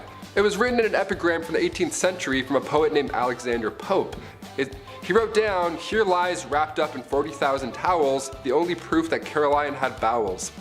It rhymes? Like, come on, man, you didn't have to do this. This is horrible. That's like a prank almost. I can't believe somebody was like, yeah, write that down. That's good, that's good. Did it rhyme? Yeah, she'd like that for sure. R.I.P. Number 7, Anne Boleyn. The second wife of King Henry VIII. Yes, we have a few on this list. She was found guilty of treason and she had been charged with having sexual relationships with 5 others, including Lord Rochford, aka her brother, George Boleyn. Yeah, the ancient days were a little bit odd. She had also apparently had relations with Sir Henry Norris, the king's close friend. And when I say close friend, I mean he was the groom of the stool, so they were tight. He literally would wipe his. So on top of this, Anne was also found guilty of conspiring to kill her husband. Now, it's since been proven that these crimes were a bunch of rubbish, basically. Anne wasn't even present when these events went down. She was still recovering from the birth of her daughter, future Elizabeth I, so there's no way in hell she was fooling around with the groom of the stool in October 1533. All 5 guys involved were executed on Tower Hill in May 1536, and then 2 days later, Anne joked about her little neck before being taken out with a sword as well. There wasn't even a coffin for her burial. Somebody had to go and get an old elm chest from the Tower Armory. They used a chest to bury her body near her brother, Lord Rochford. A chest. Horrible. That's so horrible. Number 6, Mary Queen of Scots. If you're a murderino, this one's pretty juicy. Listen up. Back in 1565, Mary was determined to take the throne for herself. When Mary was just 6 days old, her father, King James V, had passed away, so she ascended to the throne. She was about to marry the King of France in 1558, but he passed away, so she returned to Scotland as the country's monarch. Her next plan was to marry her cousin, Lord Darnley, so now if something were to happen to Elizabeth, Mary would be yet again lined up for the throne. That cousin ended up dying in a random explosion, and then years later, in 1568, Queen Elizabeth had welcomed Mary after she fled to England. So Mary was close, but now what? Well, Elizabeth had found out that Mary was involved in English Catholic and Spanish plots to overthrow her, so she was then placed on house arrest. Fair, more than fair, more than fair. Cut to 19 years later, 1586, a letter had emerged revealing that Mary was involved in a plot to have her cousin, Queen Elizabeth I, killed. She was then sentenced to death and her head was taken off for treason. History is dark, my friends. Even if you're family, shit gets crazy. Number 5, Charlotte Augusta. Princess Charlotte Augusta of Wales lost her life in 1817, and when I say ancient, this is probably the most recent that I'll go, because I know ancient means way back. I gotcha. But I have to include this one, because as far as royals go, she was loved at this time. She ended up falling in love with Britain's Prince Leopold, but a year and a half later, she died giving birth. She was healthy at the time. She was only 21 years old when this happened. Charlotte was lined up to be the queen one day, and historical accounts say that the doctors here were at fault. Charlotte's tragic passing had vendors running out of black fabric. That's how rocked the public was right after this. Just massive displays of grief. What do you guys think? Comment down below. Was this a doctor conspiracy or just classic medieval times? It's the olden days. We can't really do as much. Let us know. Number 4, Catherine Howard. Queen of England from 1540 to 1541. Such a short amount of time, but why? Being the 5th wife of King Henry VIII, cousin to Anne Boleyn, referred to by King Henry as his rose without a thorn, he just gave her all the gifts and she was just 19 years old. Sounds great so far, but you know, because of his list, things won't end up well. Their marriage didn't even last a year until rumors, not letters or eyewitnesses, rumors started spreading about infidelity. There was a small amount of evidence that suggested that she had been romantically involved with somebody beforehand, so a jealous mad king got jealous and mad again. Shocker. You had me at 5th wife, I don't know. She was executed for adultery and treason at the Tower Green on February 13th, 1542. Number 3, Catherine Parr. When Catherine Parr got a position in Princess Mary's house in 1542, she met King Henry VIII. She was smart. She was 30 years old, so it was a step in the right direction age-wise when it comes to these queens and King Henry. Not that there's anything wrong with marrying somebody younger, that's not what I'm saying, but it's just, well, look at this list. All of these people died, spoiler alert, so the older the better at least. I don't know. She was seen as somebody who could nurse the king in his dying age, so the public liked her. She was the first English queen also to write and publish her own books.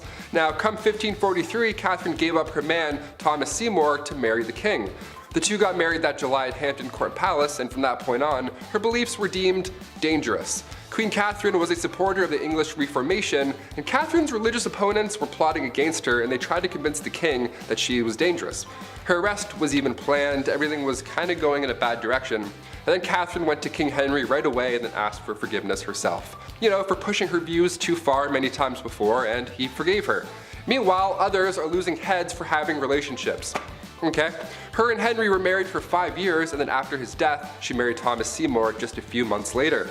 And then come September 1548, she died after giving birth to her daughter. The account of her death comes from a lady-in-waiting and friend of Catherine Parr, comes from Elizabeth Tyrrett, only her account is fishy because she never liked Thomas Seymour to begin with. She made it seem like Catherine was speaking about her husband in a negative manner when she was dying, and this is the only time in history where that's ever been an idea. So what do you think? It's like broken telephone, but hundreds of years ago. I'm like, maybe she was friends? I don't know. Sounds like a conspiracy. Number 2, Anne of Cleves. Where to even begin here? Okay, this one is sad, man. Anne was right in the middle of Henry's wives. She was married to King Henry for 6 months, and it was seen as quite strategic in a way. Henry's chief minister convinced him to marry one of the sisters of Germany's Duke of Cleves, either Anne or Amelia. So in order to decide, Henry requested that Hans Holbein travel to Cleves to paint a portrait of each sister. This is like the birth of Tinder right now. I'm not joking, this actually happened. This man compared portraits and then chose Anne because every man praiseth her beauty. She was compared to the silver moon. Yeah, try that on a dating site. I praiseth thou beauty, madam. Super swipe. A treaty was signed, and a few weeks later Anne arrived to England. Henry was beyond upset because she looked nothing like she did in her portrait. Yep, real life, this is what really happened. He tried to stop the wedding because of this, but it was too late. They had to follow through, and they got married on January 6, 1540. Anne later accepted the divorce because obviously a divorce was in play after what you just heard, and then she lived as the king's sister peacefully until her death in 1557. Of all the ways to be remembered in history, King Henry made this horrible for Anne. And finally, number 1, Cleopatra. Last of the Egyptian pharaohs and last on our list. One of the biggest questions to this day is just how Cleopatra died. What happened? It's been rumored for a while that a snake bite was the culprit, but many believe that Cleopatra also allowed a poisonous snake to end her life. They think it was a bite from an asp. But there's also a large amount of historians that also believe that she poisoned herself using a hairpin. Her lover Antony fell on his own sword, but Cleopatra, she just poked herself. She barely lost blood. Now, as a youngin', we have to note that Cleopatra was brilliant. She was also interested in learning specifically about chemistry. So this theory about her poisoning herself doesn't sound very far-fetched. Until we find her body, we'll really never know. What do you guys think?